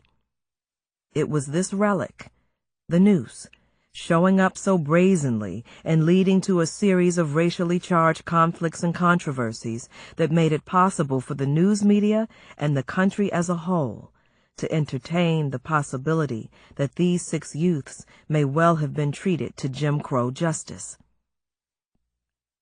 It was this evidence of old-fashioned racism that made it possible for a new generation of protesters to frame the attempted murder charges against 6 black teens in a manner that mainstream America would understand as racist.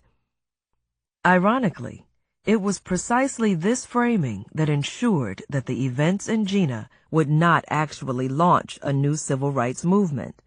A new civil rights movement cannot be organized around the relics of the earlier system of control if it is to address meaningfully the racial realities of our time.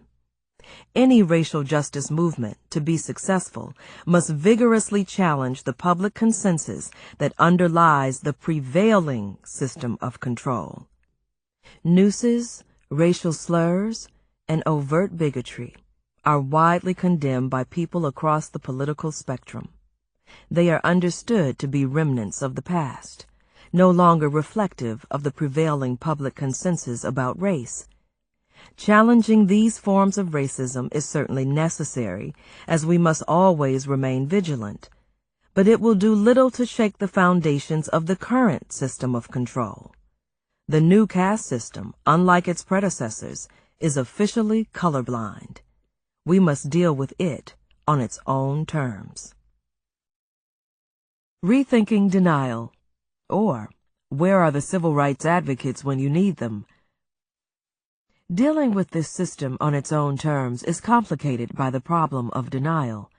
Few Americans today recognize mass incarceration for what it is, a new caste system thinly veiled by the cloak of colorblindness. Hundreds of thousands of people of color are swept into this system and released every year.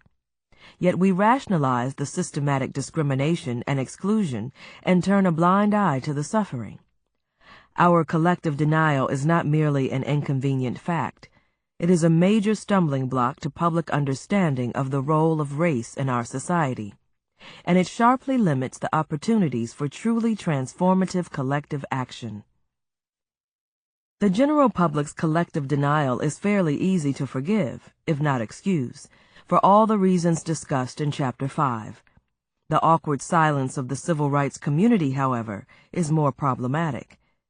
If something akin to a racial caste system truly exists, why has the civil rights community been so slow to acknowledge it?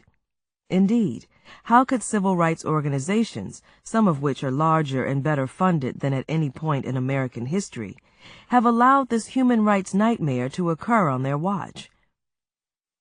The answer is not that civil rights advocates are indifferent to racial bias in the criminal justice system. To the contrary, we care quite a lot. Nor have we been entirely ignorant of the realities of the new caste system. In recent years, civil rights advocates have launched important reform efforts, most notably the campaigns challenging felon disenfranchisement laws, crack sentencing policies, and racial profiling by law enforcement. Civil rights groups have also developed litigation and important coalitions related to the school-to-prison pipeline, inadequate indigent defense, and juvenile justice reform, to name a few. Despite these important efforts, what is most striking about the civil rights community's response to the mass incarceration of people of color is the relative quiet. Given the magnitude, the sheer scale of the new Jim Crow, one would expect that the war on drugs would be the top priority of every civil rights organization in the country. Conferences, strategy sessions, and debates regarding how best to build a movement to dismantle the new caste system would be occurring on a regular basis. Major grassroots organizing efforts would be underway in nearly every state and city nationwide. Foundations would be lobbied to prioritize criminal justice reform. Media campaigns would be unleashed in an effort to overturn the punitive public consensus on race. The rhetoric associated with specific reform efforts would stress the need to end mass incarceration, not merely tinker with it. And efforts would be made to build multiracial coalitions based on the understanding that the racial politics that gave birth to the war on drugs have harmed poor and working-class whites as well as people of color. All of that could have happened, but it didn't. Why not? Part of the answer is that civil rights organizations, like all institutions, are comprised of fallible human beings. The prevailing public consensus affects everyone, including civil rights advocates. Those of us in the civil rights community are not immune to the racial stereotypes that pervade media imagery and political rhetoric. Nor do we operate outside of the political context. Like most people, we tend to resist believing that we might be part of the problem. One day, civil rights organizations may be embarrassed by how long it took them to move out of denial and do the hard work necessary to end mass incarceration. Rather than blaming civil rights groups, however, it is far more productive to understand the reasons why the response to mass incarceration has been so constrained. Again, it's not that civil rights advocates don't care. We do. And it's not just that we are afflicted by unconscious racial bias and stereotypes about those behind bars. Civil rights organizations have reasons for their constraint. Reasons that no longer make good sense, even if they once did.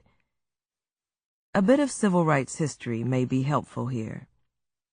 Civil rights advocacy has not always looked the way it does today. Throughout most of our nation's history, from the days of the abolitionist movement through the civil rights movement, racial justice advocacy has generally revolved around grassroots organizing and the strategic mobilization of public opinion. In recent years, however, a bit of mythology has sprung up regarding the centrality of litigation to racial justice struggles. The success of the brilliant legal crusade that led to Brown versus Board of Education has created a widespread perception that civil rights lawyers are the most important players in racial justice advocacy. This image was enhanced following the passage of the Civil Rights Acts of 1965, when civil rights lawyers became embroiled in highly visible and controversial efforts to end hiring discrimination, create affirmative action plans, and enforce school desegregation orders. As public attention shifted from the streets to the courtroom, the extraordinary grassroots movement that made civil rights legislation possible faded from public view. The lawyers took over. With all deliberate speed, civil rights organizations became professionalized and increasingly disconnected from the communities they claim to represent. Legal scholar and former NAACP Legal Defense Fund lawyer Derek Bell was among the first to critique this phenomenon, arguing in a 1976 Yale Law Journal article that civil rights lawyers were pursuing their own agendas in school desegregation cases, even when they conflicted with their clients' expressed desires.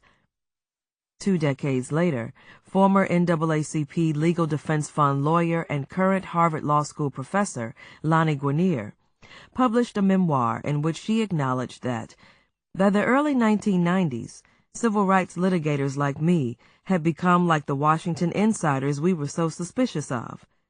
We reflexively distanced ourselves from the very people on whose behalf we brought the cases in the first place.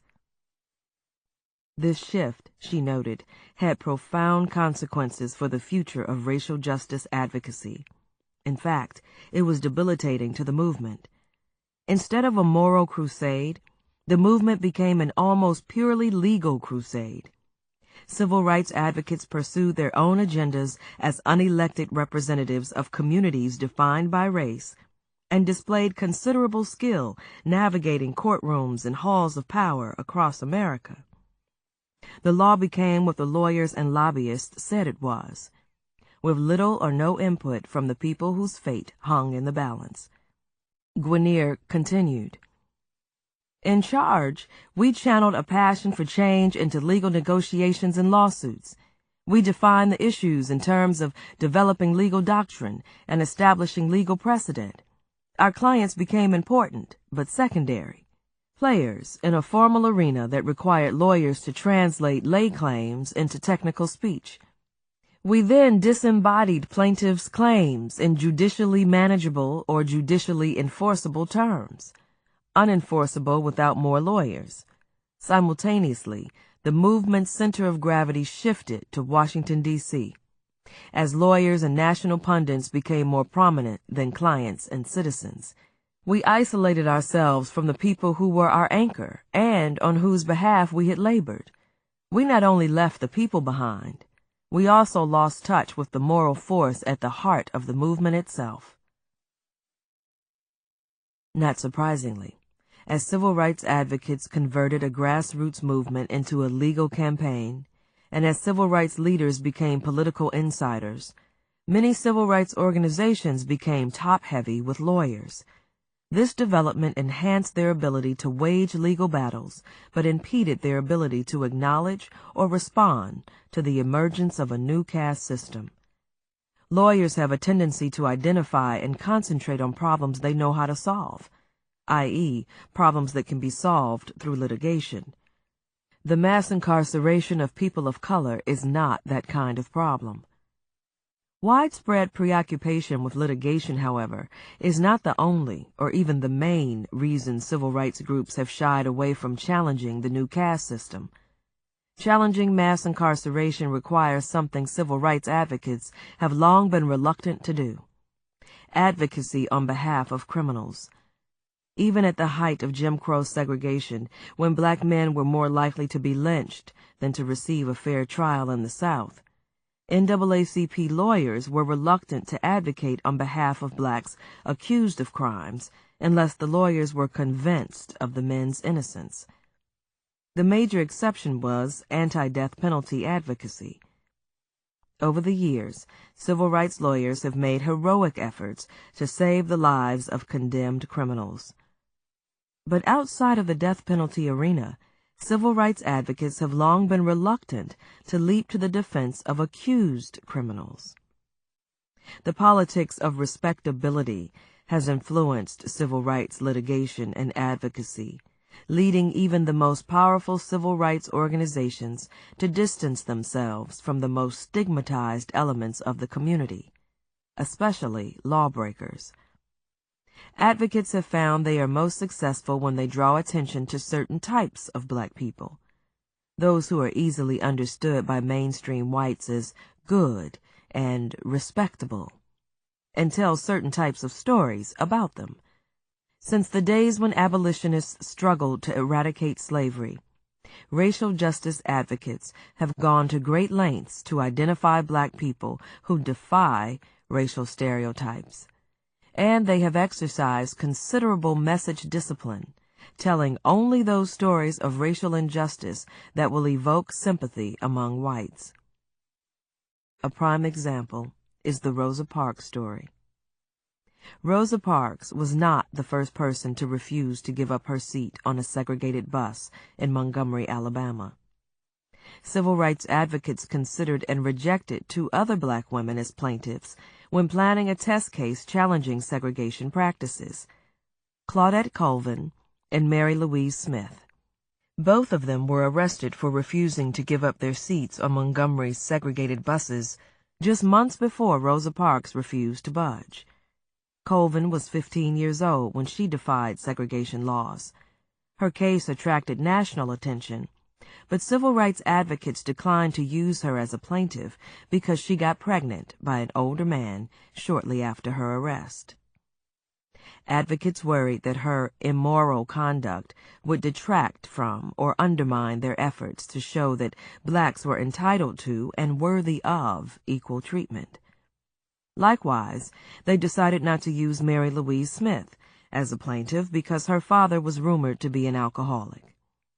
It was understood that in any effort to challenge racial discrimination, the litigant and even the litigant's family had to be above reproach and free from every negative trait that could be used as a justification for unequal treatment.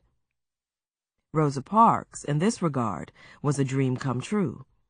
She was, in the words of Joanne Gibson Robinson, another key figure in the Montgomery bus boycott, a medium-sized, cultured mulatto woman, a civic and religious worker, quiet, unassuming, and pleasant in manner and appearance, dignified and reserved, of high morals and strong character.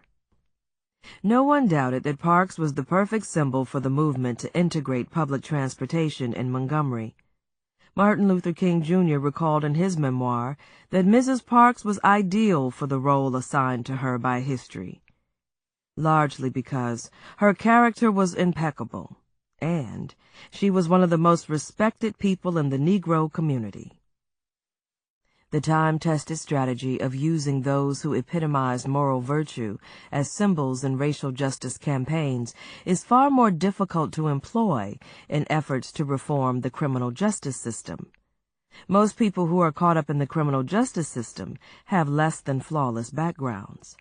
While many black people get stopped and searched for crimes they did not commit, it is not so easy these days to find young black men in urban areas who have never been convicted of a crime. The new caste system labels black and brown men as criminals early, often in their teens, making them damaged goods from the perspective of traditional civil rights advocates.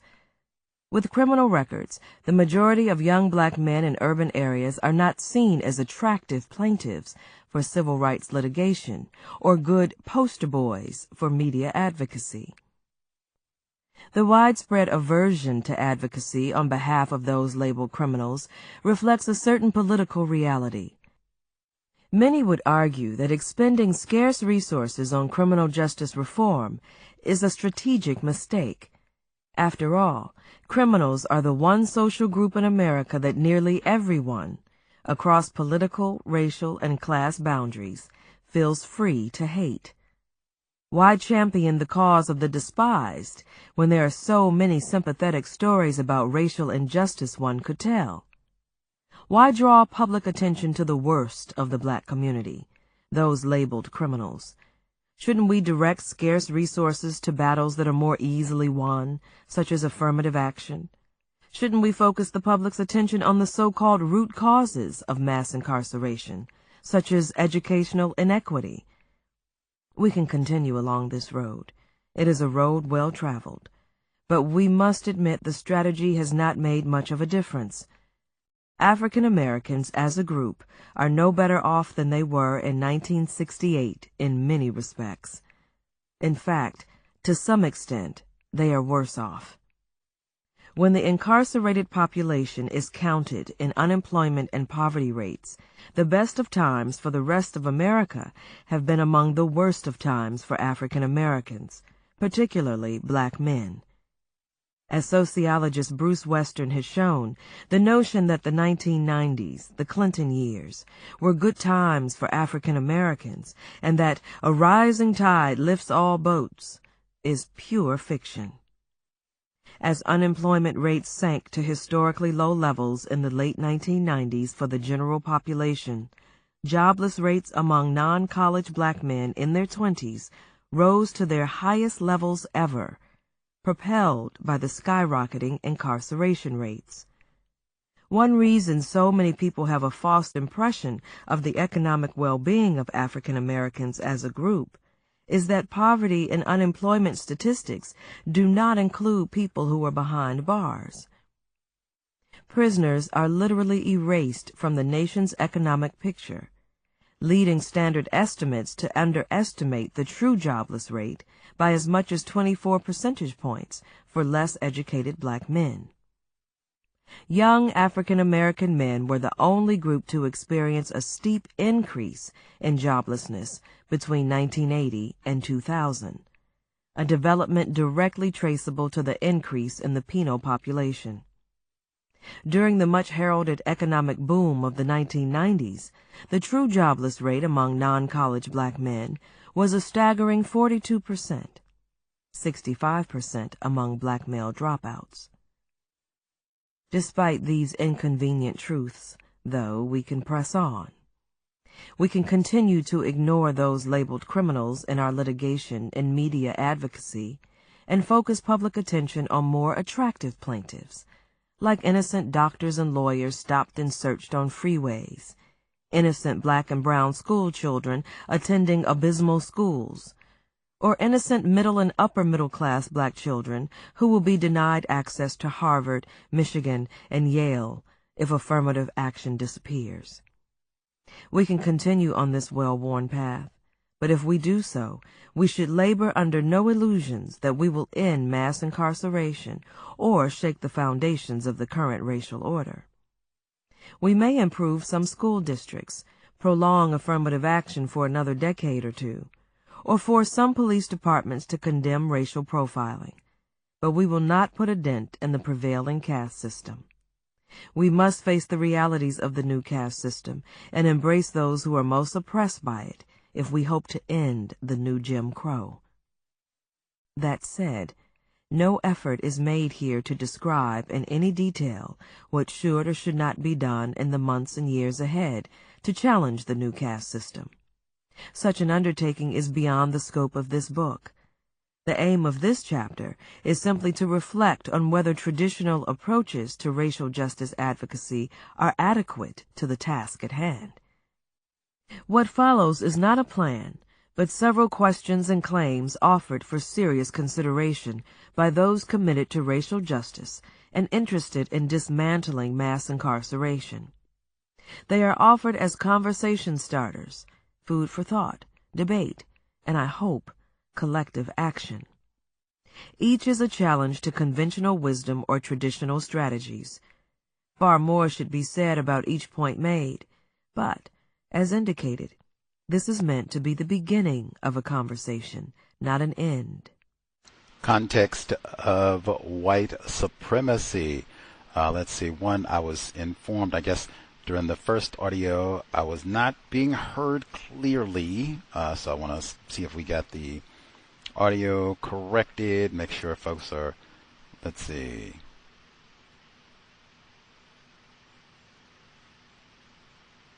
See if I'm coming through clearly. I guess the audio's on, so hopefully my volume is being heard and all that good stuff. Any hoodles, let's see, maybe I'll check here. Let's see. 5962, you can hear my audio this time, or is it not coming through?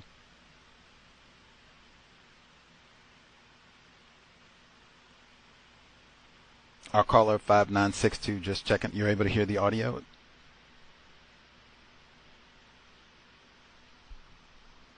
Uh-oh. Maybe not. Not sure. Let's see. Maybe I can get a quick audio check. Let's see, because I could hear myself last time, but they just said my audio was not coming through on the regular broadcast line for some reason. So, not sure why that is. I'll double check one more time. Give me 1 second, and then we'll proceed. Let's see. Our people are very serious about not being very serious. Okay. that should be. I guess that should be my audio. Meanwhile, white people are very serious about playing hardball against us. And this hardball is called genocide. Okay. Much obliged, Dr. Cambon. I would be looking for the volume meter on my switchboard. It's not lighting up for some reason, so I'm not sure. I'll try one more time. 5962. I'm just trying to get an audio check. That's all. Yay, nay. You can hear me on the studio line? Yes, no?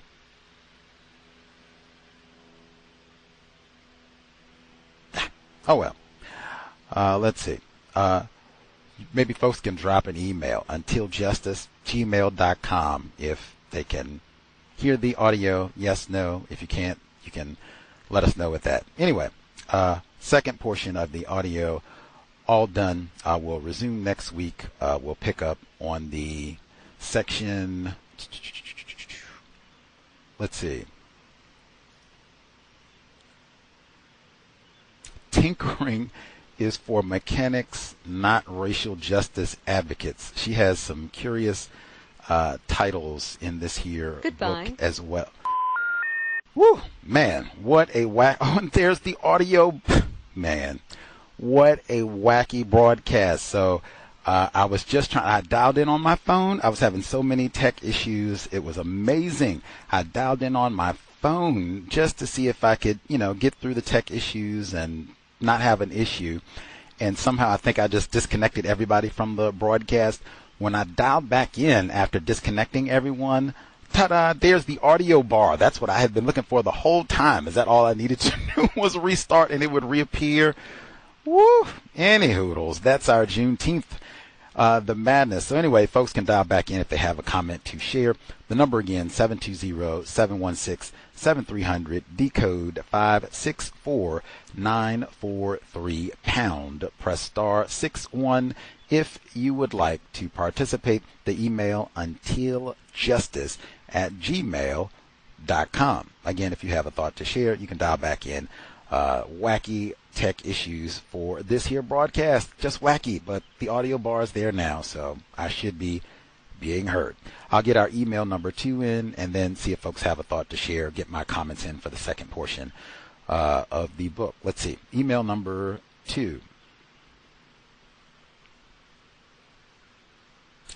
Greetings, Gus, listeners, and callers. Hopefully reading the book club selections that eventually wound up on Gus's top 10 worst list is constructive because it improves my analytical skills. Maybe the next time I read a text, I will be less likely to be duped like I was the first time I read the new Jim Crow.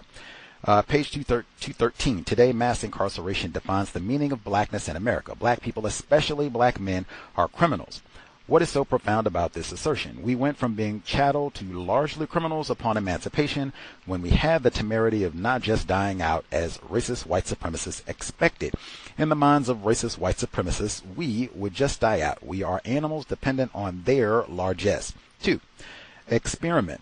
We really need to do something about the problem of white crime. Laughter is likely the response. White crime is nonsensical in the era of mass incarceration unless one is really referring to white-collar crime. White crime lacks social meaning. White criminal is also perplexing in that formulation. White seems to qualify the term criminal. In a system of justice, there would only be crime, not white crime or black crime. Perfect. 3. As we have seen in earlier chapters, the conflation of blackness with crime did not happen organically. Rather, it was constructed by political and media elites as part of the broad project known as the War on Drugs. This is not historically accurate. The association of black people with criminality goes back centuries to the so-called USA. Seems like she is making an excuse that white people were manipulated by elites, and this is why they practice racism. I said that's throughout the book, that they're bribed or coerced or duped or something. I mean, that's just nonsense. 4. Criminal justice system provides a vehicle for the expression of conscious and unconscious anti-black sentiment. Prison label is experienced as a racial stigma. The stigma exists whether or not one has been formally branded a criminal. Yet, another parallel to Jim Crow. African Americans in the North were stigmatized by the Jim Crow, the social construction of the criminal black man. That's the one which he has it all one word.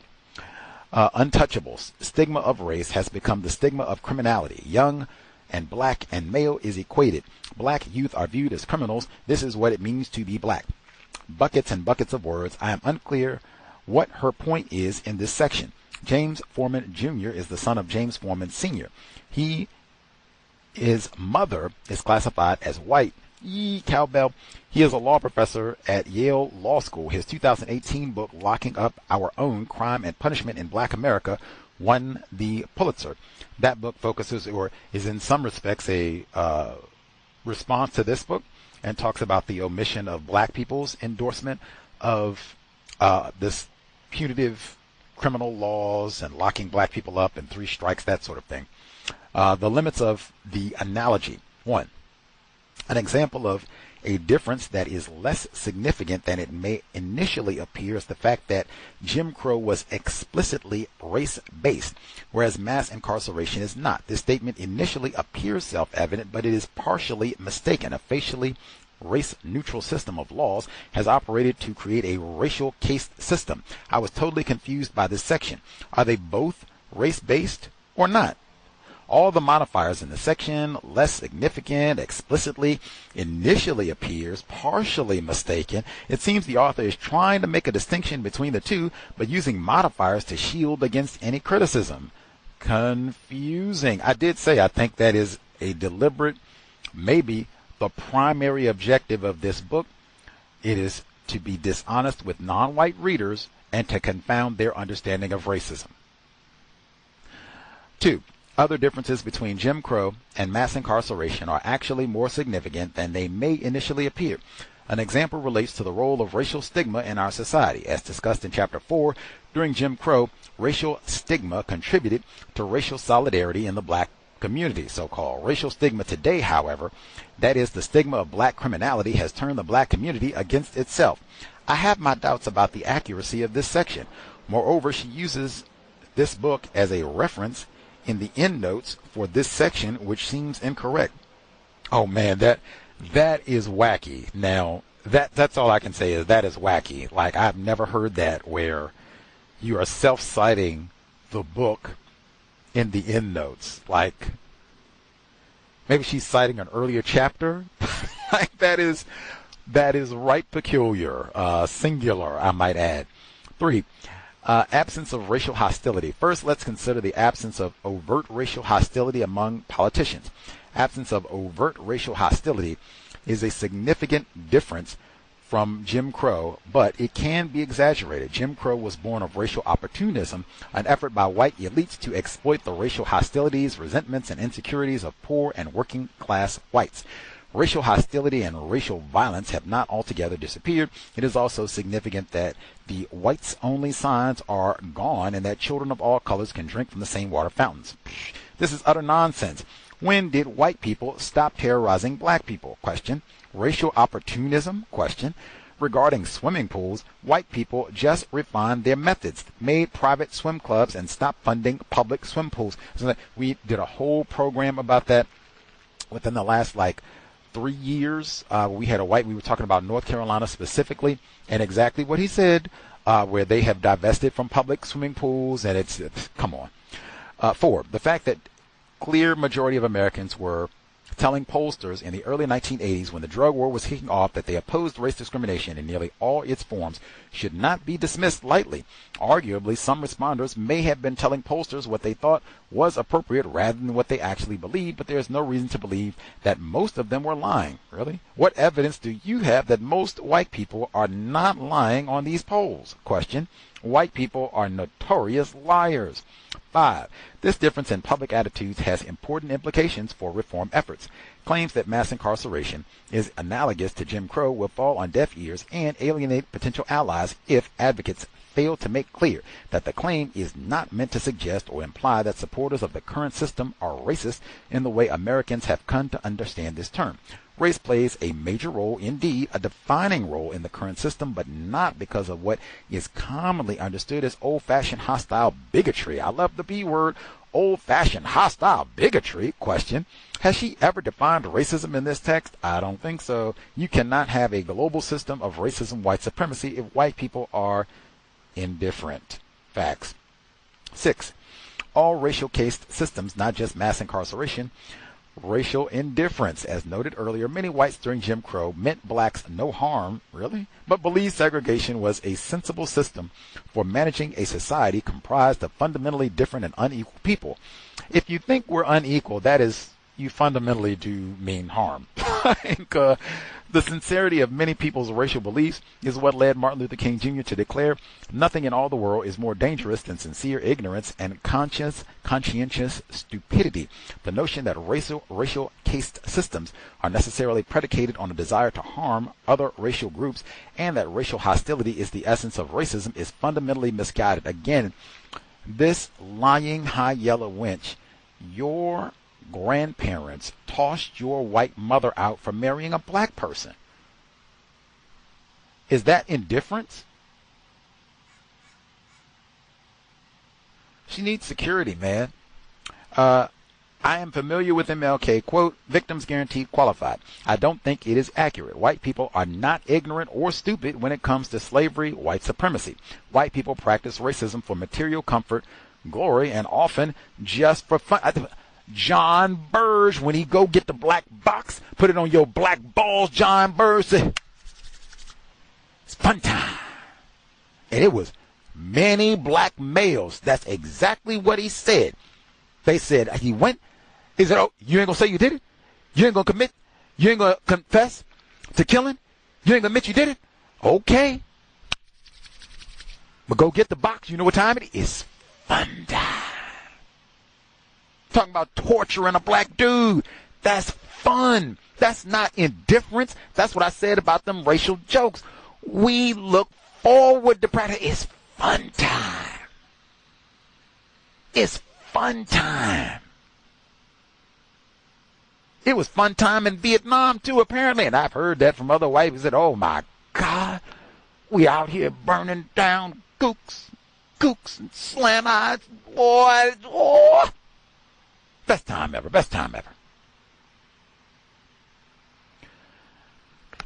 He says, for fun, practicing racism for fun. Neely Fuller Jr., what is her reference that plantation owners were mostly interested in becoming rich? Question mark. The Cows Book Club selections, The Delectable Negro by Vincent Woodard, The Half Has Never Been Told by Edward Baptist. These texts delve into the sadistic pleasure whites acquired from inflicting chattel slavery. 7. White victims of racial case. The direct harm caused to whites caused by mass incarceration seems to distinguish it from Jim Crow. Yet, some whites were directly harmed by Jim Crow. For example, a white woman who fell in love with a black man. Inclusion of some whites in the system of control is essential to preserving the image of a colorblind criminal justice system. The best example you can come up with of harming white people is tragic arrangements during Jim Crow. That is pathetic. Shout out to your white mother. Facts. White sacrifice has always been tactical in the global system of white supremacy. They got to mention Leo Frank, right? They can't tell you about lynching without mentioning Leo Frank. Even during so-called Jim Crow, the ultimate target for most harm is the black male, regardless of the time frame, and in particular, the one with the darkest skin. Economist Glenn Lowry made this observation in his book, The Anatomy of Racial Inequality. He noted that it is nearly impossible to imagine anything remotely similar to mass incarceration happening to young white men. A lot of experts who are victims are quoted in this text. 9. Mothers Against Drunk Driving, MAD, and one became its national president throughout the 1980s. Drunk driving was a regular topic in the media, and the term designated driver became part of the American lexicon. Drunk drivers are predominantly white and male. White men comprised 78% of the arrests for this offense in 1990 when the new mandatory minimums governing drunk driving were being adopted. I thought this was an interesting comparison, similar to how meth addiction is also handled since it is primarily a white phenomenon. There is nothing new about these tactics. Facts. 10. 1900s, marijuana was perceived drug used by blacks and Mexican Americans. Boggs Act of the 1950s penalizing first-time possession of marijuana with a sentence of 2 to 5 years in prison. This seems in part to contradict the whole theme of the text. This text seems to suggest the war on drugs may have begun in the early 1900s, at least a little reminiscent of the differential penalties when drugs are associated primarily with non-whites versus white, crack cocaine versus cocaine. Absolutely, because she keeps saying that this is like a mid-'80s thing and it was colorblind and they didn't do it deliberately. Where I've been saying too, all of this locking black people up is a long-time effort and it's very intentional. That is not no colorblind and whoops. We locked up all them niggers. They've been doing that forever. 11. Black support of get tough policies. Yet another notable difference between Jim Crow and mass incarceration is that many African Americans seem to support the current system of control, while most believe the same could not be said of Jim Crow. Is this accurate? Seems like more blaming of desperate victims who are not given adequate resources, education, jobs, etc. I thought the same thing, like victim seems like a much more accurate term than complicit. These people, I mean, even if all of them had stood up and said, hey, man, we don't support all this locking, but Attica, what difference would that have made? All the black people say they don't like this. We better not do it. Really?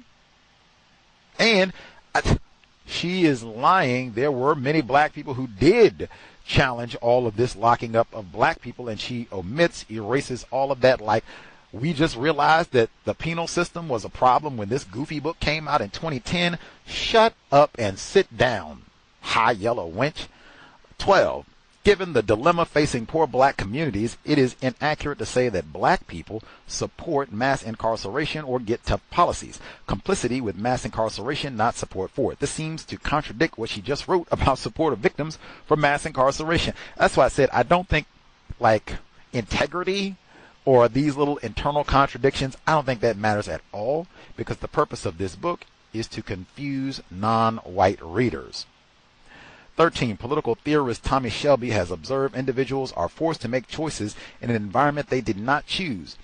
Dr. Shelby is an endowed professor of African and African American studies at Harvard. His book titles include Dark Ghettos, Injustice, Dissent, and Reform, We Who Are Dark, the Philosophical Foundations of Black Solidarity, The Idea of Prison Abolition. 14. The New War on Poverty, Constructive Interventions, Wave of Compassion. All this could have happened, but it didn't.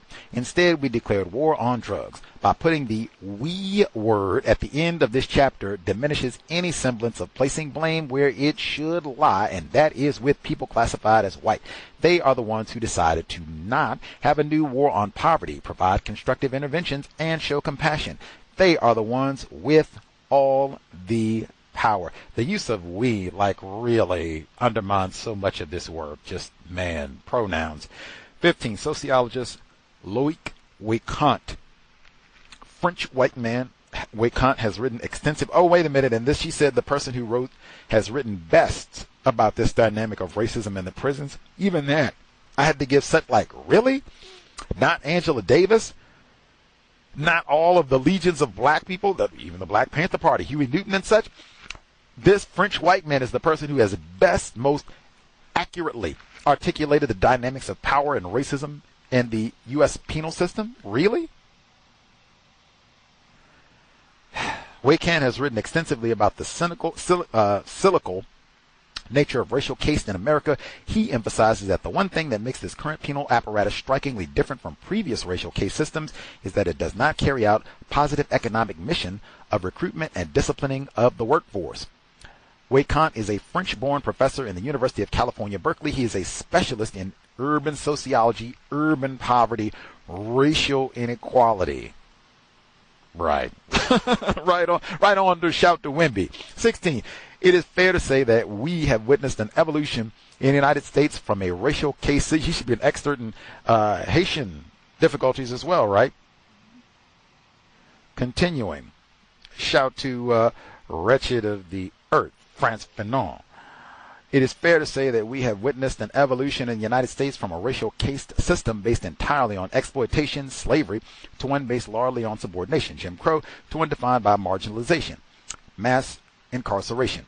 While marginalization may sound far preferable to exploitation, it may prove to be even more dangerous. Extreme marginalization has been as we have seen throughout the world history, poses the risk of extermination. So who has the power in this racial caste system to subordinate, marginalize, exploit, and eliminate black people? The usual suspects. Give one more the fire this time. September 20, 2007, Jena, Louisiana, attempted murder charges filed against 6 black teenagers who allegedly beat a white classmate at a local high school, hanging of nooses from a tree in the school's main courtyard. C. Carmelo Anthony sentenced to 35 years for murder in Texas track meet. After they get lots of these types of cases throughout, understand the dynamics of white supremacy, racism. I did say one more. We'll pause there. Got the audio, I guess, back. Thanks for the email. I'll call it 5962. I guess the audio can be heard this time around. The archive should be corrected. Let's see. 5962. Did you have commentary to share? Either section. Thanks for hanging in, being patient with us this here evening. Yes, sir. Can I be heard? Yes, sir. Hey, yeah. It's a little difficulty getting in the first time, but that's all right. Both chapters, I would say, all 5, and then the portion we heard of 6 so far, sounds very white apologetic, white sympathizing to me. That line about, once again, she just parallels these little parts that don't make any sense, like when she was talking about earlier how, someone black is using their color that they're able to pass as white as the same as someone not voluntarily telling someone that, hey, I have somebody that's incarcerated for drugs or whatever the case may be. She does the same thing with this little, it's exactly the same where, a white woman who falls in love and gets into a tragic relationship with a black man is the same as any other sort that would be helpful to what she's talking about. It just doesn't, none of it makes sense. The next thing that I noted is that in this last reading, she does a lot of changing this to a racial caste system. So now it's everybody's a player in the part of mass incarceration, which is inaccurate altogether. But what I noted is while she's doing that, she's also seeming to blame black people for some of the problem of the mass incarceration system, as if we played a part in it, black people have played a part in it, and now it's just gotten out of hand, and there's white collateral damage as well. It was intended for black people. Black people got involved by either being complicit or promoting or, going along with get tough on crime laws. And now it's just this big monster that's gotten out of hand that nobody can control, and it's damaging white people as well. The problem has been white people and always is white people.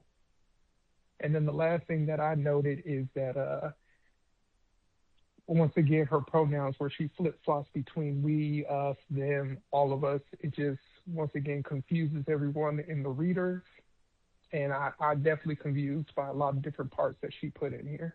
And that's all. Much obliged. Our caller, make sure I get it, 5962. Thank you for the email as well. Tacky through and through. That's it. Have you heard anyone else raise criticisms about that section where she talks about her mom's is the victim of racism? Has anyone raised that as have you heard that other people raise critiques about that section? I've seen some reviews where people suspect that may be the reason why she writes it in the manner that she does, because she has a white parent and how her white grandparents treated her mother. So I have seen people raise that portion. It's so massively dishonest. And the blaming of black people. That is a massive thread in this book. Blaming black people. This time we got, last week it was the Bill Cosby, black people with their pants sagging off their behinds, black people in hip hop and Negro culture, all that foolishness. And then this time around we got blaming black people, I guess so-called civil rights advocates, for allegedly not focusing on criminal justice reform and trying to get more of Leroy out of prison. We got lots of that. Black people, President Obama and such. Where are all the black people and not locked up in prison? We got lots of blaming black people. The problem is white people. Like her white mom, white grandparents. Much obliged, sir. We'll get the audio correct next week. Let's see. I'll get in a few quick notes and then finish our email. I found it so hypocritical, her harping on so-called civil rights. One, it is dishonest. Again, there have been legions of black people, non-white. That section that I worked on, John Burge, there were legions of people throughout Illinois doing protests, rallies, and this work went on for years about the racism in the Chicago Police Department, where they were deliberately targeting black males. It was not, no, we don't want to talk about, even in the face of great opposition. It's kind of scary that you're talking about all this racism in the Chicago Police Department and people who actively torture and terrorize black people. That's kind of scary if you're classified as black. It was legions of people. Like I said, they got documentaries. You can go and see films. All of this, where people talked about this for years. She erases all of that. Angela Davis, they had conferences in California where thousands of people showed up in the 90s. That's more than a decade for this trash was published. She erases all of that. You can even put that to the side for a moment. Are you talking about civil rights advocates like you? She just told that tacky incident with the potted plant. And she said at the beginning of the book, she said, man, people, they used to use that old rhetoric about, it's genocide. The way they locking up all these black people, and it's like slave times. The way they locking up all these black people. I said, hey, that's crazy. You don't have to sound like no crap pot out here talking that way. Hey, you doing more harm than she said that. You were one of the very people that you're talking about. How do you now become so informed? I can shake my finger with these black people. Y'all ought to be ashamed. You're talking about you. Sit down and shut up. That black fella came and had all those notes to talk to you. You were the one that, you're a felon. Get on out of here. Leroy, get on out of here. I can't even talk to you. Get your raggedy plant and beat it. Didn't even give him a free copy of the stupid book. Let's see.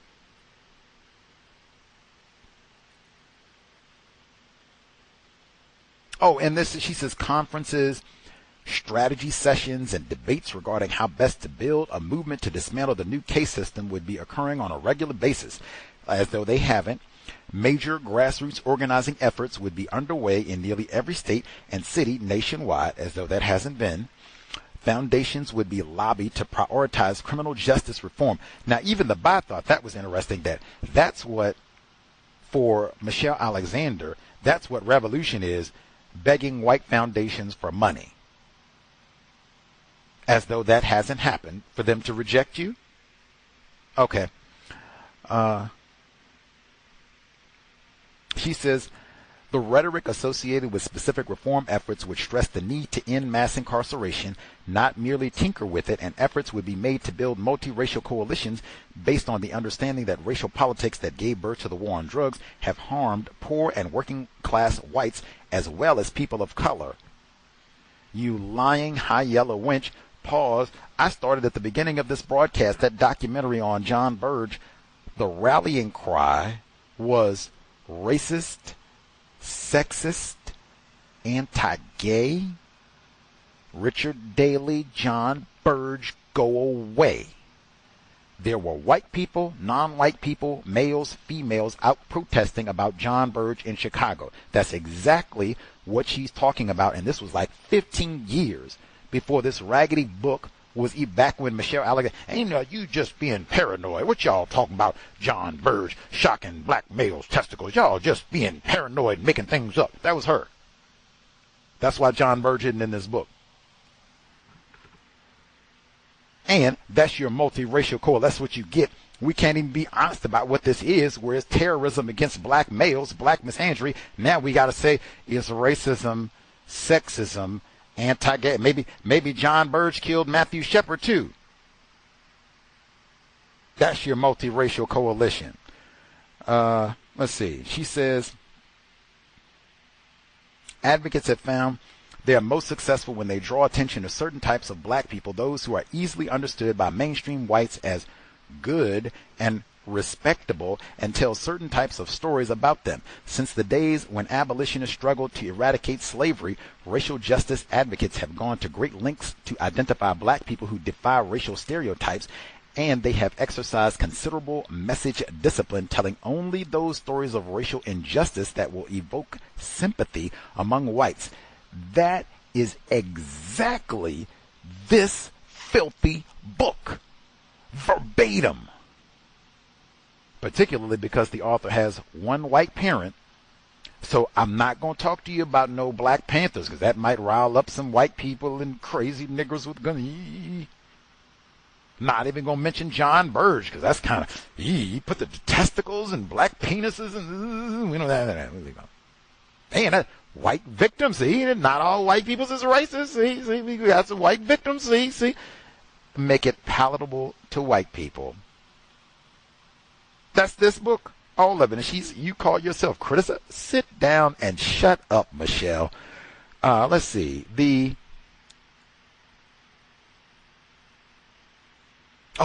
section on Rosa Parks. That's another one. She said Rosa Parks, in this regard, was a dream come true. She was, in the words of Joanne Gibson Robinson, another key figure in the Montgomery bus boycott, a medium-sized, cultured mulatto woman, a civic and religious worker, quiet, unassuming, and pleasant in manner, and appearing dignified and reserved, of high morals and strong character.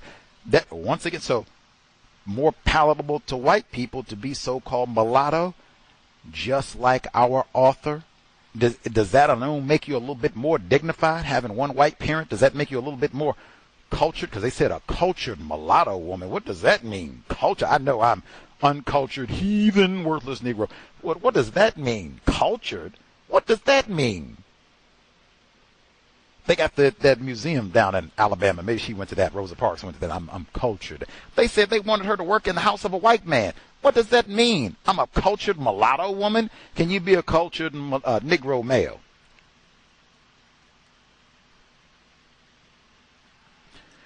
Michelle Alexander, is she a cultured mulatto woman? That's how she can write this crap and be rewarded.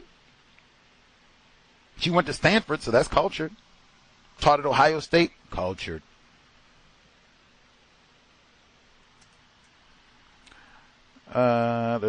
She said, after all, criminals are the one social group in America that nearly everyone across political, racial, and class boundaries feels free to hate. Nope. I say it's black males, criminal or no. And just black males. President Obama don't come out and talk greasy about black females. I've never heard him do that. He comes out and talks greasy about black males all the time. After his presidency, during the presidency, before the smack black men, no count, sexist black males, tell you running out on your children, you deadbeat sucker. Why don't you vote for Kamala Harris? Why don't you pull your pants out? They don't do that for anybody else. It's just black males. And her affirmative action talk, I found. So the people who benefited most from affirmative action are white women. Why, if Michelle Alexander is a cultured mulatto Stanford graduate, why don't you know this? Why do you keep bringing up that's palatable for white people? You can talk about racism and that's our revolution. We will charge for affirmative action. This goofy book was published like 2 years before that white woman at the University of Texas, Austin, her lawsuit made it to the Supreme Court against affirmative action, where the audacity, a white woman saying that I'm a victim of affirmative action. But this goofy book was published like 2 years before that case went to the Supreme Court. Michelle doesn't know all this? Again, I keep saying, if Michelle Alexander is retarded, I would ease greatly my criticism. I would just say, oh, she's a little retarded. She did a great job for someone with mental impairments. I don't hear people say Michelle Alexander is retarded. I don't hear them say this book is trash either.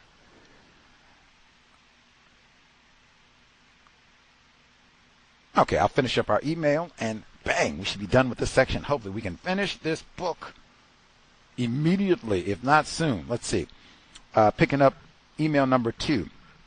They're on the section Rethinking Denial. 2. The general public's collective denial is fairly easy to forgive if not excused. For all the reasons discussed in Chapter 5, the awkward silence of the civil rights community, however, is more problematic. Very little in this text blaming the ultimate culprits, people classified as white. Our previous caller said that too. Is not civil rights groups coded language for black people? Isn't that her? I thought she was in the ACLU. Like, oh my God, who is this high yellow wench? 3. Multiracial coalitions based on the understanding that the racial politics that gave birth to the war on drugs have harmed poor and working class whites as well as people of color. I suspect it is very important for the author to believe in multiracial coalitions, given that she has a white parent. C.O.W.S. Book Club selection, Dear Senator by Essie Mae Washington Williams, one of my favorites. 4.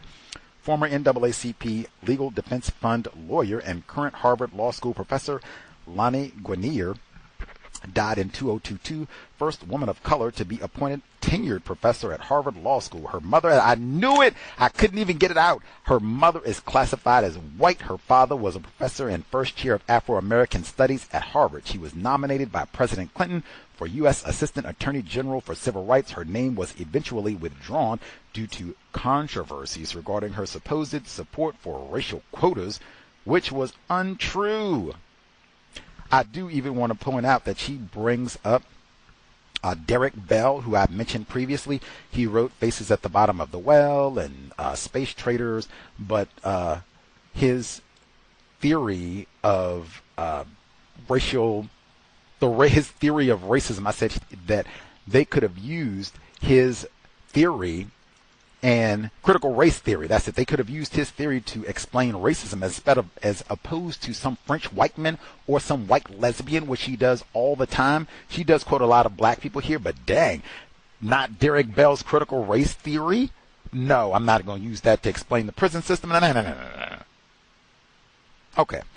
Rosa Parks' story, Claudette Colvin and Mary Louise Smith, both of them were arrested for refusing to give up their seat. Colvin was 15 years old. She was pregnant by an older man shortly after her arrest. Mary Louise Smith as a plaintiff because her father was rumored to be an alcoholic. Ms. Colvin was a part of the initial NAACP litigation regarding desegregation, but was not the lead litigant. She was a part of the NAACP Youth Council. In addition to becoming pregnant, her mother told her to be quiet and let Rosa Parks take the lead because Mrs. Parks is lighter, cultured mulatto, than you. Moreover, it is said she was not given the same publicity because she did not have good hair. Again, that, hey, cultured mulatto, you're going to have that good hair. In addition to becoming pregnant. 6. Shouldn't we direct scarce resources to battles that are more easily won, such as affirmative action? Even that right there, like, sit down. That would just help more white women. The greatest benefit, like, exactly. Sit down, Michelle. Sit down. 7. African Americans as a group are no better off than they were in 1968 in many respects. Change without progress. This seems like one of the few accurate statements in the text. Facts. They are few and wide apart in this book. 8. One reason so many people have a false impression of the economic well-being of African Americans as a group is that poverty and unemployment statistics do not include people who are behind bars. Prisoners are literally erased from the nation's economic picture. The way unemployment statistics are collected by a survey make them inherently flawed, in my opinion. Manipulation of statistics by racist white supremacists is expected, particularly when it involves non-white people. Facts. And we had Becky Pettit as a guest on the program. Dr. Tommy J. Curry references her scholarship, and then he talks about this too, that when they do these counts and talk about, oh man, black people have made all this progress and everything is so much better, they do not include prisoners, which would way drag it down. We made no progress at all. Maybe things are worse. They also do not include people who are homeless, and it's lots of black people there too, lots of black males, so they also don't get counted. They said once you put that data back in, it looks way worse for black males. She hinted to some of that, but I don't even think she got to including the number of people who are unhoused who also do not get counted in a lot of these surveys, and what does it look like, unemployment, all the rest of it. Okay, got all that email in. We will resume next Friday, hopefully with no audio difficulties. Apologies for the folks who had trouble or were not able to hear my audio commentary after the first section.